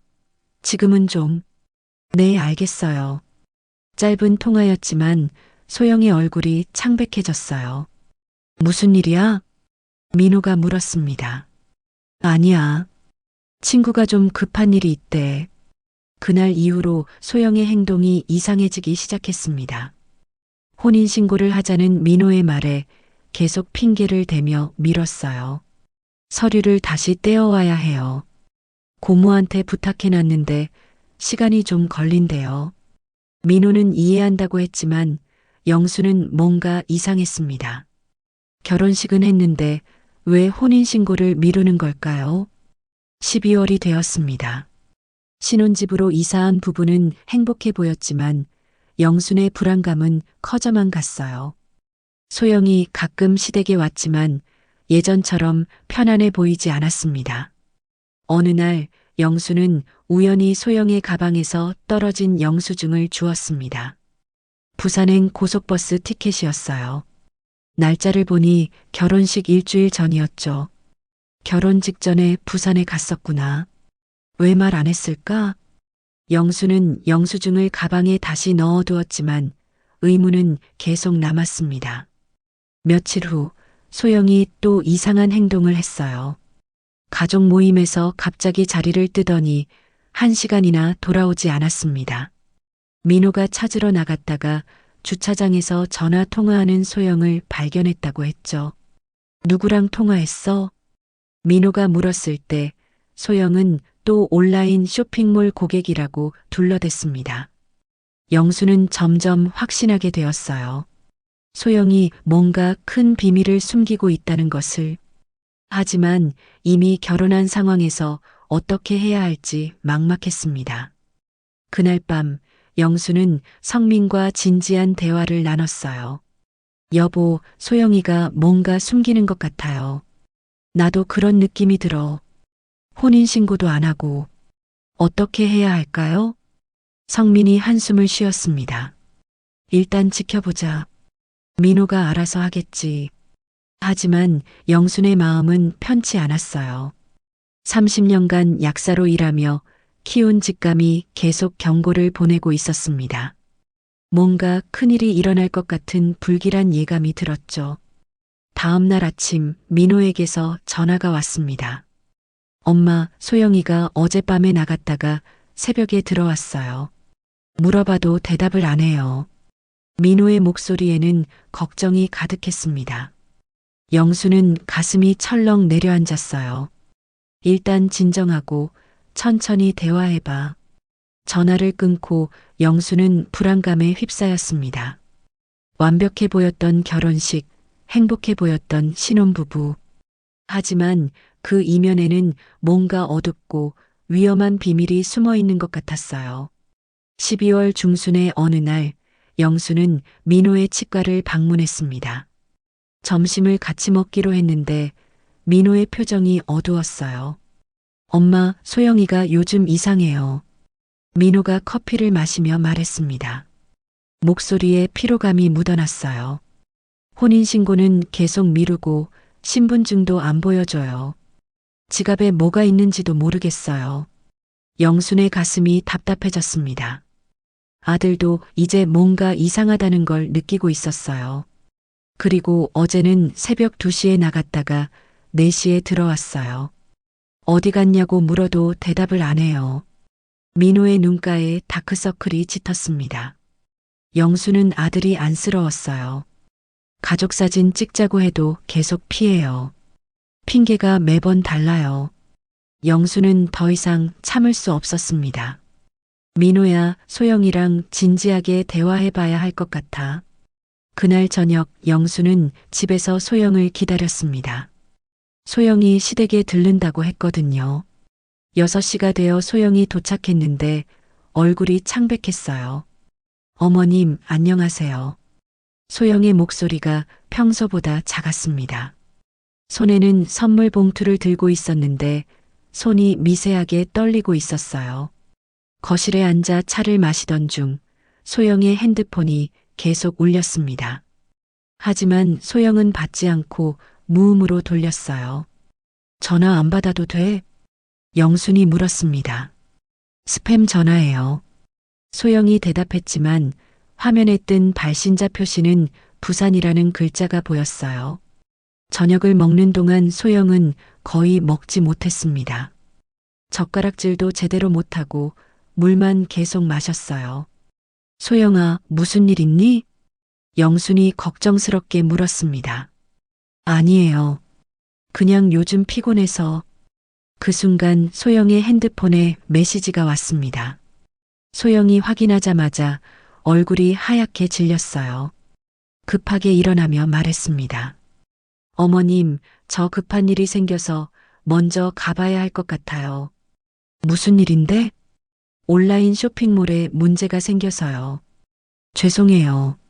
소영은 거의 뛰다시피 나갔습니다. 영수는 불안한 마음에 창문으로 밖을 내다봤어요. 소영이 전화를 받으며 급하게 택시를 잡아타는 모습이 보였죠. 다음 날 영수는 우연히 동네 은행에서 이상한 광경을 목격했습니다. 소영이 큰 가방을 들고 은행에서 나오는데 가방이 묵직해 보였어요. 그리고 주변을 계속 살피며 불안해하는 모습이었죠. 영수는 소영을 따라가 봤습니다. 소영은 근처 카페로 들어갔어요. 창문 너머로 보니 누군가를 기다리는 것 같았습니다. 잠시 후 검은 옷을 입은 남자가 카페로 들어갔어요. 40대 정도로 보이는 남자였는데 인상이 험악했습니다. 소영은 그 남자 앞에 가방을 건넸어요. 영수는 심장이 쿵쾅거렸습니다. 돈을 주는 것 같았어요. 남자는 가방을 확인하고는 소영에게 뭔가 말했습니다. 소영은 고개를 숙인 채 듣고만 있었어요. 집으로 돌아온 영수는 성민에게 본 것을 이야기했습니다. 큰일 난 것 같아요. 소영이가 누군가에게 돈을 주고 있어요. 혹시 협박당하는 건 아닐까? 성민의 말에 영수는 더욱 불안해졌습니다. 이틀 후 민호가 집으로 찾아왔어요. 표정이 심각했습니다. 엄마, 소영이 통장에서 돈이 계속 빠져나가고 있어요. 3천만 원이나 없어졌어요. 영수는 놀라서 입을 다물지 못했습니다. 물어봤더니 온라인 쇼핑몰 물건 값이라는데 말이 안 돼요. 그 정도로 큰 거래가 있을 리 없거든요. 민호의 목소리가 떨렸습니다.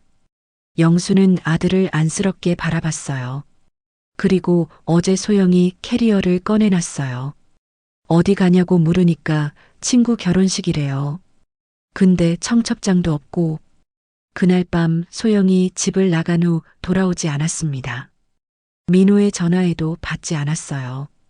새벽 3시가 되어서야 집에 들어왔는데 옷이 흐트러져 있었고 머리도 헝클어져 있었죠. 어디 갔다 왔어? 민호가 물었을 때 소영은 갑자기 울음을 터뜨렸습니다. 미안해요. 정말 미안해요. 하지만 그 이상은 말하지 않았어요.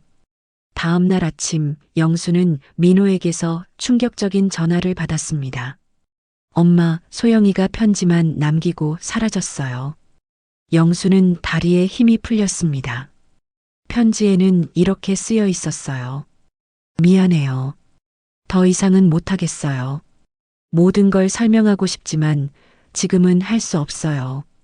조금만 시간을 주세요. 영수는 편지를 읽으며 눈물이 났습니다. 뭔가 큰 위험이 소영을 조여오고 있다는 걸 느꼈어요.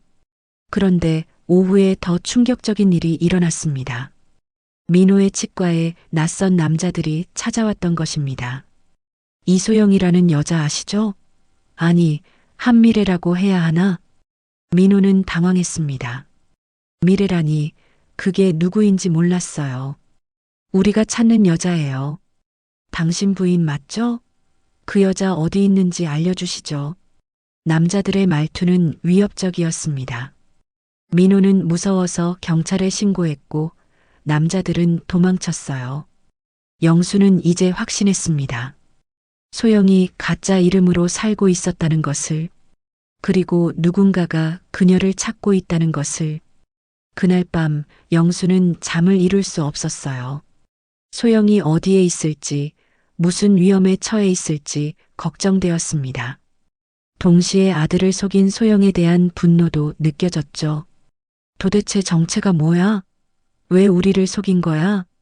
영수는 창밖을 바라보며 한숨을 쉬었습니다. 평화로웠던 일상이 완전히 무너져 내리고 있었어요. 소영이 사라진 지 사흘째 되는 날이었습니다. 영수는 거의 먹지도 자지도 못했어요. 민호는 더욱 심각했습니다. 병원도 제대로 가지 못하고 집에만 있었죠. 그날 오후 3시 민호에게서 전화가 왔습니다. 엄마, 소영이가 전화했어요. 영수는 급하게 민호의 집으로 갔습니다. 아들의 얼굴은 초췌했고 눈은 충혈되어 있었어요. 뭐라고 했어? 만나자고. 오늘 저녁 6시에 강남역 근처 카페에서요. 민호의 목소리는 희망과 두려움이 섞여 있었습니다. 저녁 5시 30분, 영수는 민호와 함께 카페로 향했어요. 민호가 혼자 가겠다고 했지만 영수는 걱정되어 따라갔습니다. 카페 건너편 찻집에서 기다리기로 했죠. 6시 정각, 소영이 나타났습니다. 검은색 후드티를 입고 모자를 깊게 눌러 쓴 모습이었어요. 창문 너머로 보이는 소영의 얼굴은 며칠 사이에 많이 야위어 있었습니다. 영수는 가슴이 아팠어요. 분노와 연민이 동시에 느껴졌죠. 30분쯤 지났을 때 민호가 갑자기 자리에서 일어났습니다.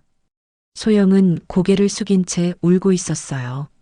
민호가 카페를 나왔고 소영은 그대로 앉아 있었습니다. 영수는 민호에게 다가갔어요. 무슨 일이야?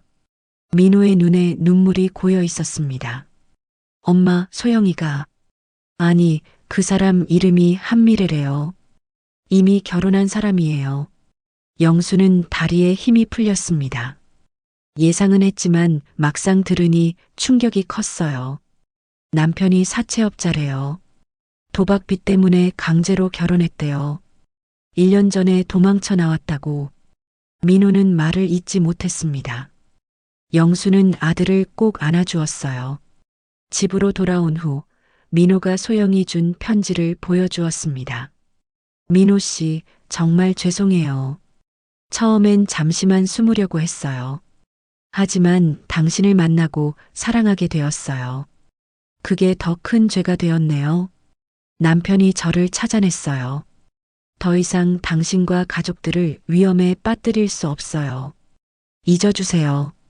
영수는 편지를 읽으며 복잡한 감정에 휩싸였습니다.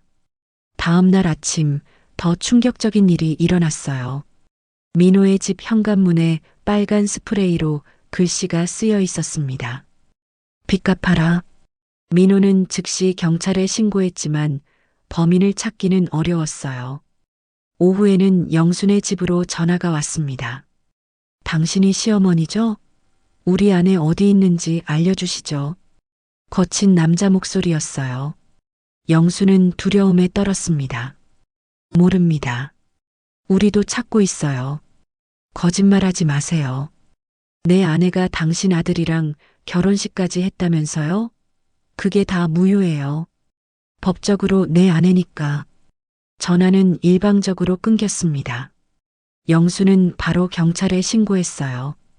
그날 밤 민호에게서 또 전화가 왔습니다. 엄마, 병원에 이상한 사람들이 와서 난동을 부렸어요. 영수는 심장이 멎는 것 같았어요. 다치지 않았어? 괜찮아요. 경찰이 와서 정리했어요. 하지만 병원 운영이 어려울 것 같아요. 민호의 목소리에는 절망감이 가득했습니다. 사흘 후 소영에게서 마지막 연락이 왔어요. 영순의 핸드폰으로 문자가 온 것입니다. 어머님, 정말 죄송해요. 어머님의 따뜻함을 평생 잊지 못할 거예요. 민호 씨를 부탁드려요. 이제 정말 사라질게요. 영수는 문자를 읽으며 눈물을 흘렸습니다. 분노보다는 안타까움이 더 컸어요. 그런데 그날 저녁 뜻밖의 방문객이 찾아왔습니다. 소영의 고모였어요. 죄송합니다. 다 제 잘못이에요. 고모는 현관에서부터 눈물을 흘렸습니다. 거실에 앉은 고모가 충격적인 이야기를 들려주었어요. 미래가 제 조카가 아니에요. 제 친구 딸이에요. 친구가 도박빚 때문에 자살했고 미래가 혼자 남았죠. 제가 돌봐주겠다고 했는데 영수는 할 말을 잃었습니다. 미래가 20살 때 사채업자한테 잡혀갔어요. 빚 대신 결혼하라고. 제가 구해주지 못했어요. 고모의 이야기는 계속되었습니다. 미래가 어떻게 도망쳤는지, 왜 신분을 속였는지, 얼마나 간절하게 새 삶을 원했는지, 그 아이가 민호 씨를 정말 사랑했어요. 처음으로 행복했대요. 영수는 눈물을 참을 수 없었어요. 소영, 아니, 미래의 삶이 너무나 비극적이었습니다. 고모가 떠난 후 영수는 민호에게 전화했어요. 민호야, 고모가 다녀갔어. 소영이, 미래 이야기를 들었어. 엄마, 이제 그만해요. 다 끝났어요. 민호의 목소리는 차가웠습니다. 상처가 너무 깊었어요. 영수는 전화를 끊고 거실 벽을 바라봤습니다. 결혼 사진이 들어갈 예정이었던 빈 액자가 여전히 그대로 있었어요. 이제는 영원히 비어 있을 것 같았습니다. 그날 밤 영수는 일기에 썼어요. 모든 게 무너졌다. 민호의 결혼도, 우리 가족의 평화도, 미래를 미워해야 할지, 불쌍히 여겨야 할지 모르겠다. 한 가지 확실한 건 우리 모두가 상처받았다는 것이다. 창밖에는 찬 겨울비가 내리고 있었습니다. 영수는 베개에 얼굴을 묻고 소리 없이 울었어요. 아들의 상처, 미래의 비극, 그리고 무너진 모든 것이 가슴을 짓눌렀습니다. 고모가 떠난 그날 밤 영수는 잠을 이룰 수 없었습니다. 새벽 3시 거실 소파에 앉아 차가운 차를 마시며 지난 일들을 되돌아봤어요. 처음 소영을 만났던 날 그 맑은 눈빛과 예의 바른 모습이 떠올랐습니다. 내가 뭘 놓친 걸까? 30년간 약사로 일하며 사람 보는 눈이 있다고 자부했는데 영수는 자책감에 빠졌습니다. 아들의 인생을 망친 것 같아 견딜 수 없었어요. 다음 날 아침 영수는 민호의 집을 찾았습니다. 초인종을 여러 번 눌러도 대답이 없었어요. 비밀번호를 알고 있어서 직접 들어갔더니 민호는 침대에 누워만 있었습니다. 민호야, 밥은 먹었어? 안 먹었어요. 민호의 목소리는 생기가 없었습니다. 수염도 기르고 머리도 헝클어져 있었어요. 영수는 부엌으로 가서 냉장고를 열었습니다. 텅 비어 있었어요. 며칠째 제대로 먹지 못한 것 같았습니다. 엄마가 죽 끓여줄게. 영수는 근처 마트에서 장을 봐와 죽을 끓였습니다. 민호는 겨우 몇 숟가락 먹고는 다시 누웠어요. 민호야, 병원은 어떻게 할 거야? 문 닫았어요. 직원들한테 휴가 보냈고요. 영순의 가슴이 무너졌습니다. 그렇게 열심히 일궈온 병원을 문 닫다니. 집으로 돌아온 영수는 성민과 마주 앉았습니다. 민호가 완전히 무너졌어요. 성민도 한숨을 쉬었어요. 시간이 필요할 거야. 하지만 영수는 불안했습니다. 민호가 극단적인 선택을 할까봐 두려웠어요. 그날 밤 영수는 우연히 미래가 남긴 물건을 발견했습니다. 민호 집을 정리하다가 서랍 깊숙이 숨겨진 작은 수첩을 찾은 거였어요. 수첩을 펼쳐보니 미래의 일기였습니다. 오늘도 민호 씨 가족과 저녁을 먹었다. 너무 행복해서 무서웠다. 이 행복이 거짓말 위에 세워진 것이라는 걸 알면서도 멈출 수가 없었다. 어머님이 따뜻하게 대해주실 때마다 죄책감에 숨이 막힌다. 하지만 처음으로 엄마라는 존재를 느껴본다. 민호 씨를 속이는 게 너무 괴롭다. 진실을 말하고 싶지만 그러면 모든 게 끝날 것이다. 영수는 일기를 읽으며 눈물을 흘렸습니다. 미래도 나름대로 고통스러웠구나 싶었어요. 마지막 페이지에는 이런 글이 있었습니다. 만약 진실이 밝혀진다면 부디 민호 씨가 저를 너무 미워하지 않았으면 좋겠다. 그와의 시간은 제 인생에서 유일하게 진짜였던 순간이었다. 영수는 수첩을 덮었습니다. 미워해야 할 사람인데 왜 이렇게 불쌍한 걸까요? 다음 날 영수는 카페에서 송 여사를 만났습니다. 어머, 많이 수척해지셨네요. 송 여사가 걱정스럽게 말했어요. 며느리가 사기꾼이었어요. 영순이 털어놓자 송 여사는 놀란 표정을 지었습니다. 세상에, 그런 일이. 이미 결혼한 사람이었대요. 가짜 신분으로 우리를 속인 거예요. 송 여사는 영순의 손을 잡았습니다. 얼마나 힘드셨어요? 민호 씨는 괜찮아요? 아니요. 완전히 무너졌어요. 영수는 울음을 참을 수 없었어요. 송 여사가 손수건을 건넸습니다. 그래도 다행이에요. 아이라도 생겼으면 어쩔 뻔했어요. 송 여사의 말이 맞았지만 영순의 마음은 여전히 무거웠습니다. 집으로 돌아오는 길, 영수는 문득 미래가 어디에 있을지 궁금해졌어요. 그 위험한 남편에게 잡혔을까? 아니면 또 다른 곳으로 도망쳤을까? 그날 밤 영수는 거실에 앉아 피아노를 바라봤습니다. 미래가 치던 피아노였어요. 먼지가 쌓여가고 있었죠. 저 피아노를 어떻게 해야 하나? 팔아버리고 싶기도 하고 그대로 두고 싶기도 했습니다. 새벽 2시 영순의 핸드폰이 울렸어요. 모르는 번호였습니다. 여보세요? 한참 침묵이 흐르다가 작은 목소리가 들렸어요. 어머님, 미래예요. 영수는 숨이 멎는 것 같았습니다. 어디 있어요? 부산이에요.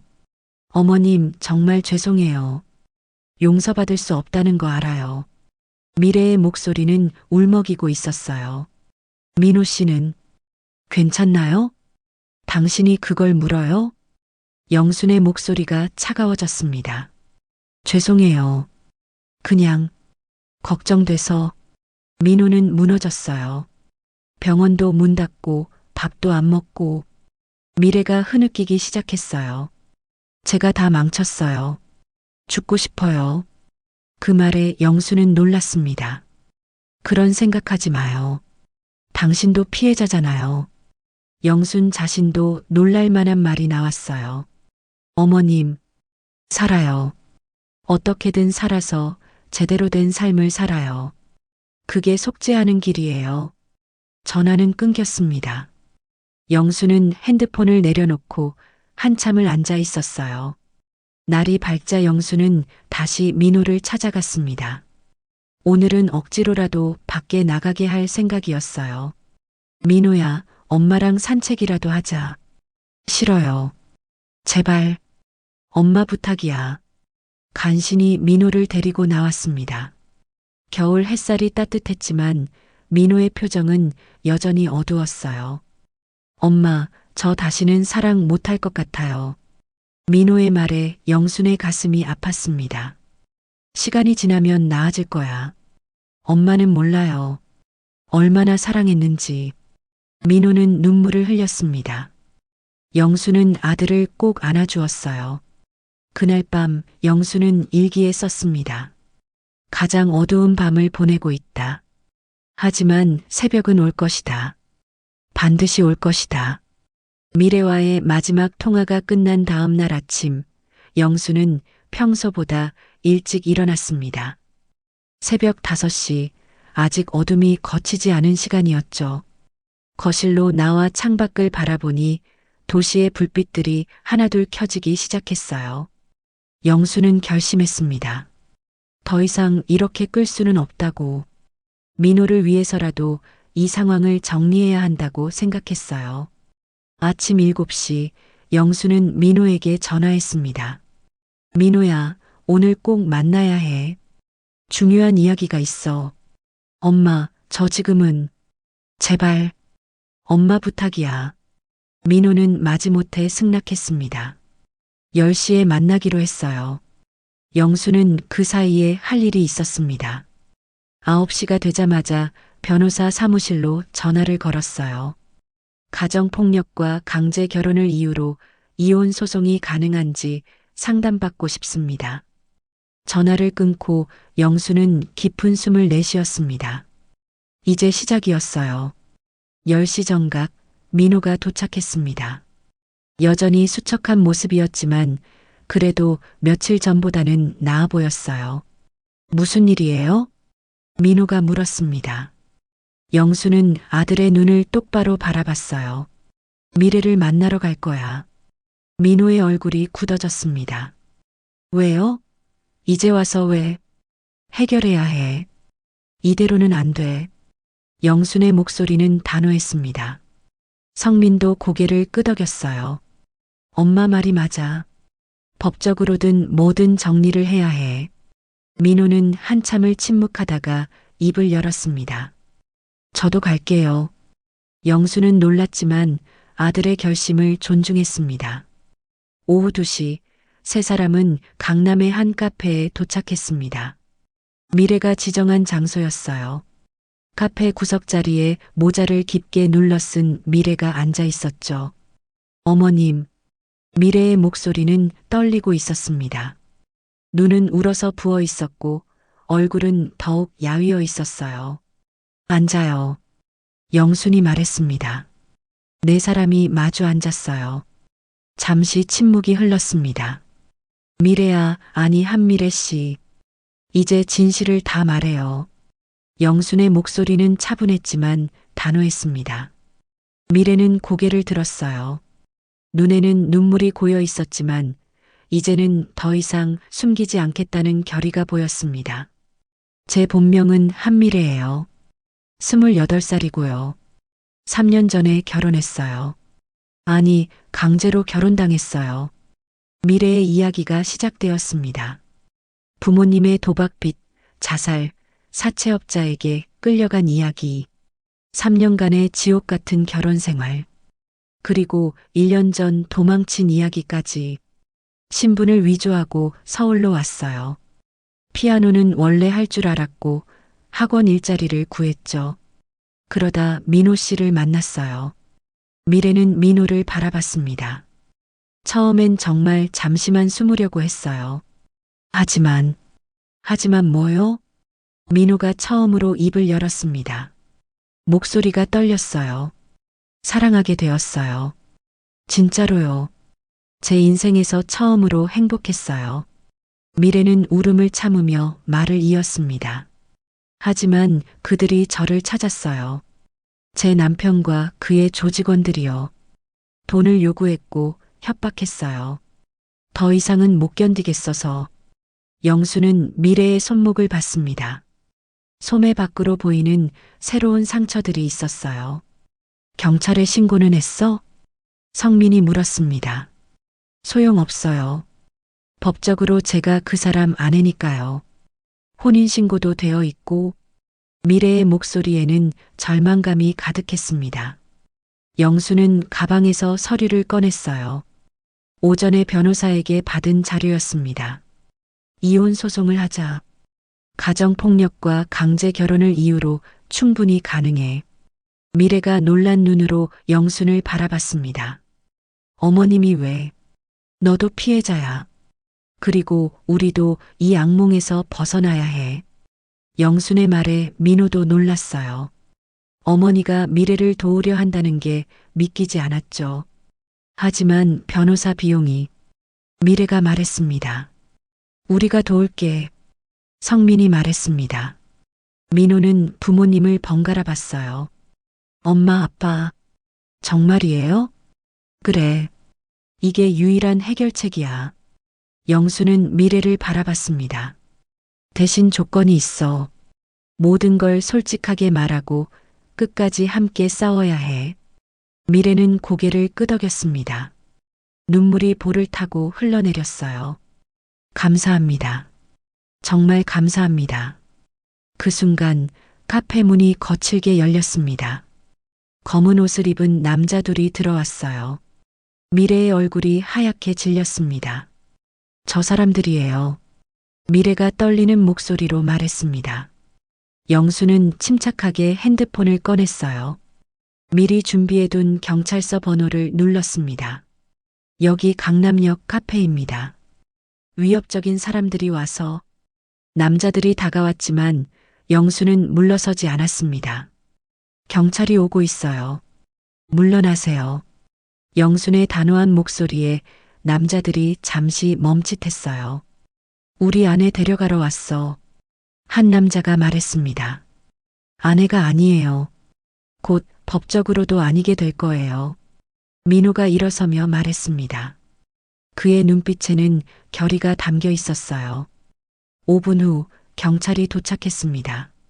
남자들은 결국 물러났지만 위협적인 눈빛을 남기고 갔어요. 이제부터가 시작이에요. 영순이 말했습니다. 우리가 함께 싸울게. 미래는 영순의 손을 잡았습니다. 차가운 손이었지만 희망이 느껴졌어요. 그날 저녁 영순은 일기에 썼습니다. 오늘 새로운 싸움을 시작했다.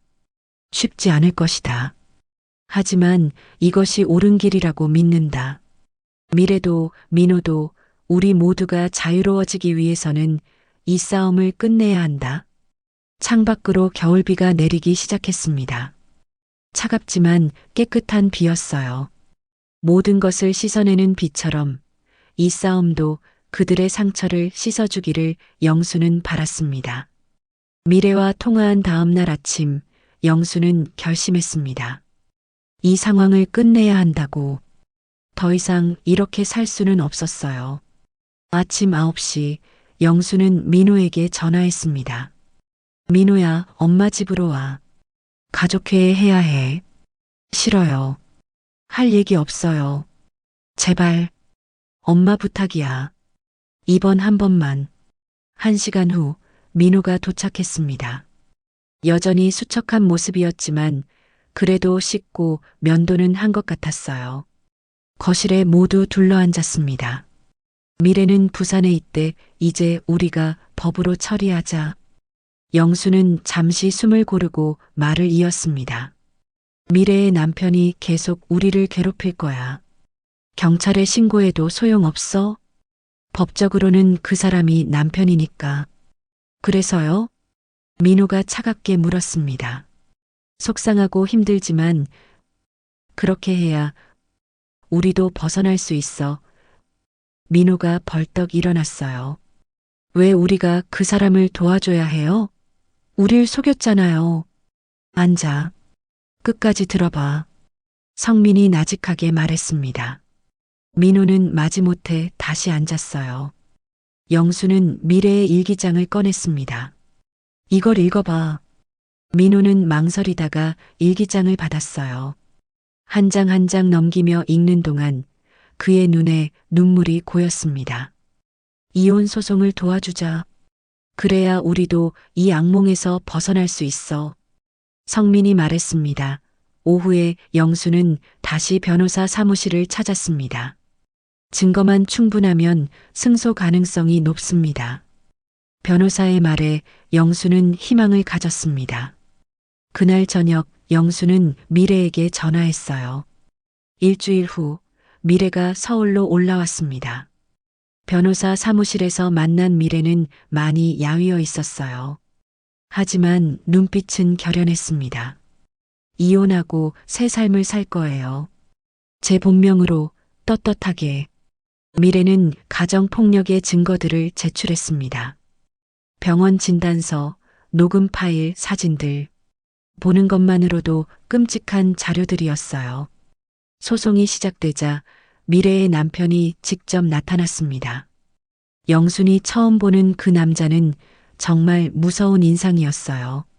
내 아내를 돌려줘. 남자가 소리쳤지만 이번엔 달랐습니다. 변호사가 있었고 경찰도 대기하고 있었어요. 재판은 석 달간 이어졌습니다. 그 사이 민호도 조금씩 회복하기 시작했어요. 병원도 다시 열었고 일상을 되찾아가고 있었죠. 어느 날 민호가 영순에게 말했습니다. 엄마, 미래를 용서하기로 했어요. 영순은 놀라서 아들을 바라봤어요. 진짜? 네. 미워하기엔 너무 지쳤어요. 그리고 함께했던 시간이 거짓은 아니었던 것 같아요. 민호의 얼굴에 오랜만에 평온함이 보였습니다. 마침내 판결이 났습니다. 이혼이 성립되었고 미래는 자유를 얻었어요. 위자료도 받게 되었죠. 재판이 끝난 날 미래가 영순을 찾아왔습니다. 어머님, 정말 감사합니다. 새로 시작할게요. 어디로 갈 거야? 제주도로 가려고요. 거기서 작은 피아노 학원을 열 거예요. 미래의 얼굴에 처음으로 진짜 미소가 번졌습니다. 민호 씨한테 정말 미안하다고 전해주세요. 그리고 행복하셨으면 좋겠어요. 미래가 떠나기 전 영수는 그녀를 안아주었어요. 너도 행복해야 해. 진짜 내 이름으로 진짜 내 삶을 살아. 미래는 눈물을 흘리며 고개를 끄덕였습니다. 그날 저녁 영수는 집에서 가족과 저녁을 먹었어요. 민호도 오랜만에 밝은 표정이었습니다. 엄마 고마워요. 엄마가 없었으면 못 버텼을 거예요. 민호의 말에 영수는 뭉클했습니다. 이제 다 끝났어. 새로 시작하자. 성민이 말했습니다. 영수는 거실벽을 바라봤어요. 빈 액자가 여전히 걸려 있었습니다. 하지만 이제는 그것이 슬프지 않았어요. 언젠가는 채워질 거라는 희망이 있었으니까요. 일주일 후 민호가 뜻밖의 소식을 전했습니다. 엄마, 병원에 새로운 간호사가 왔는데 소개팅 한번 해보려고요. 영수는 놀라면서도 기뻤습니다. 정말? 어떤 사람이야? 천천히 알아가 볼게요. 이번엔 정말 천천히. 민호의 웃는 얼굴을 보며 영수는 안도했습니다. 아들이 다시 사랑할 수 있는 용기를 찾은 것 같아서요. 그날 밤 영수는 일기에 썼습니다. 긴 터널을 지나왔다. 거짓과 배신, 용서와 이해의 시간이었다. 완벽한 결말은 아니지만 우리 모두 조금씩 성장했다. 그것으로 충분하다. 2026년 3월 정확히 1년이 지났습니다. 영수는 여전히 아침 7시에 눈을 떴어요. 하지만 1년 전과는 많은 것이 달라져 있었죠. 거실로 나오니 성민이 커피를 내리고 있었습니다. 창밖으로는 봄 햇살이 따뜻하게 비치고 있었어요. 오늘 민호 온다고 했지? 성민이 물었습니다. 네, 점심에 온대요. 그 사람도 데려온다고 했어요. 영순의 얼굴에 미소가 번졌습니다. 민호가 6개월 전부터 사귀기 시작한 여자친구 지혜를 말하는 거였어요. 11시가 되자 영수는 점심 준비를 시작했습니다. 이번엔 너무 거창하지 않게 평범한 가정식으로 준비했어요. 1년 전에 과도한 기대와 준비가 떠올랐지만 이제는 웃으며 넘길 수 있었습니다. 정각 12시 현관벨이 울렸어요. 문을 열자 민호가 밝은 표정으로 서 있었습니다. 그 옆에는 수수한 차림의 여성이 있었죠. 엄마, 지혜예요. 어머님, 안녕하세요. 처음 뵙겠습니다. 지혜는 깊게 인사했습니다. 화려하지는 않았지만 진실된 느낌이 드는 사람이었어요. 점심을 먹으며 대화를 나눴습니다. 지혜는 초등학교 교사였고 민호와는 병원에서 우연히 만났다고 했어요. 조카가 치료받으러 왔다가 인연이 되었다는 거였죠. 민호 씨가 정말 친절하게 설명해 주셔서 감동받았어요. 지혜가 수줍게 웃으며 말했습니다. 영수는 지혜를 보며 안심했어요. 거짓이 없는 투명한 사람이라는 게 느껴졌거든요. 민호도 편안해 보였고요. 식사가 끝나고 차를 마시던 중 민호가 뜻밖의 이야기를 꺼냈습니다. 엄마, 미래에게서 편지가 왔어요. 영수는 놀라서 민호를 바라봤어요. 제주도에서 잘 지내고 있대요. 피아노 학원도 잘 되고 있고요. 민호는 편지를 꺼내 보여주었습니다. 민호 씨, 잘 지내시나요? 제주도에서 새 삶을 시작한 지 8개월이 되었어요. 작은 학원이지만 아이들이 많이 찾아와요. 매일 피아노를 가르치며 행복하게 살고 있습니다. 새로운 분을 만나셨다는 소식 들었어요. 정말 축하드려요. 행복하세요. 짧은 편지였지만 진심이 담겨 있었습니다. 답장할 거야? 영순이 물었습니다. 아니요. 이걸로 충분해요. 각자의 길을 가는 거죠. 민호의 목소리는 담담했습니다. 완전히 정리가 된 것 같았어요. 지혜가 조심스럽게 말했습니다. 민호 씨가 다 이야기해 주셨어요.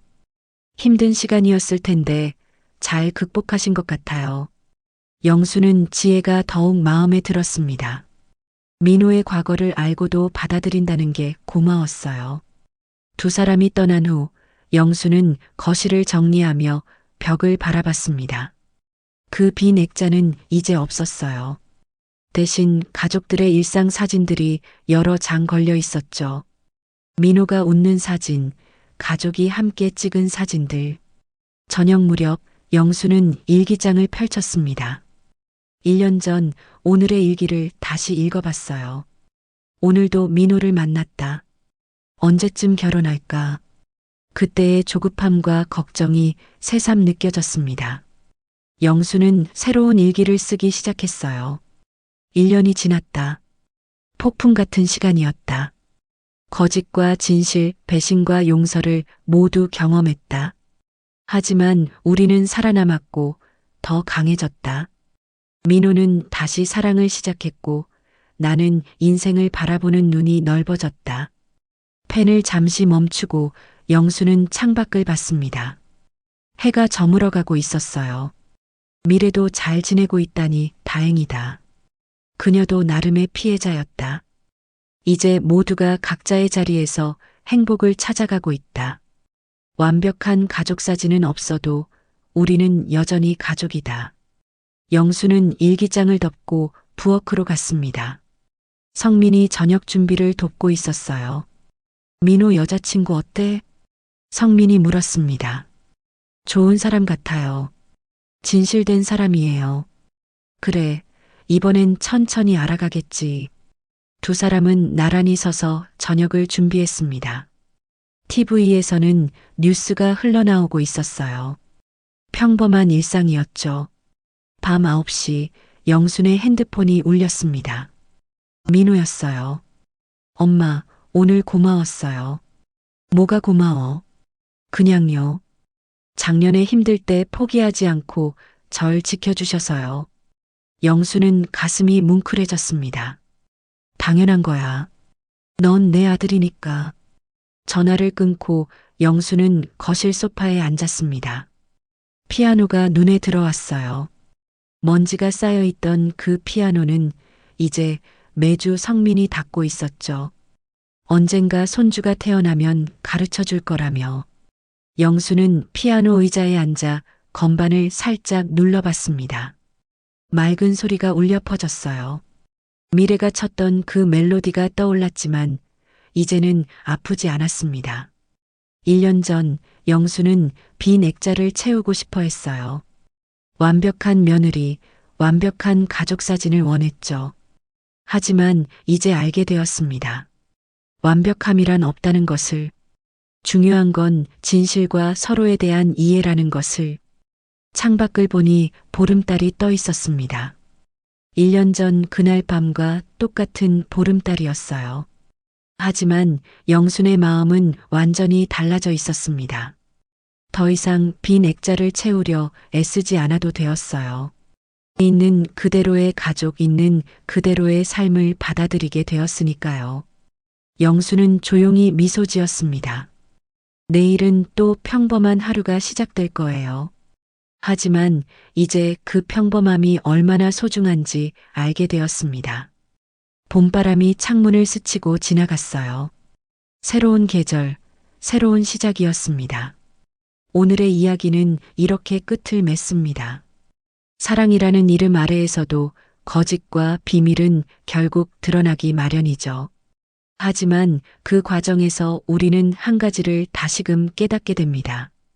진짜 가족이란 피로만 이어진 관계가 아니라 어떤 폭풍이 닥쳐와도 함께 버티고 함께 이겨내는 사람들이라는 것 말입니다. 거짓은 잠시 흔들림을 주지만 진실은 결국 시간을 이기고 빛을 드러냅니다. 그리고 그 진실 앞에서 우리는 상처받기도 하지만 동시에 더 단단해집니다. 혹시 여러분도 오늘의 사연 속에서 마음에 와닿는 부분이 있었나요? 댓글로 여러분의 생각과 경험을 나눠주세요.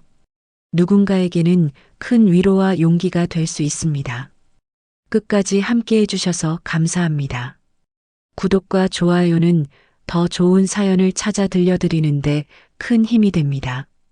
내일도 또 다른 이야기로 여러분을 찾아뵙겠습니다.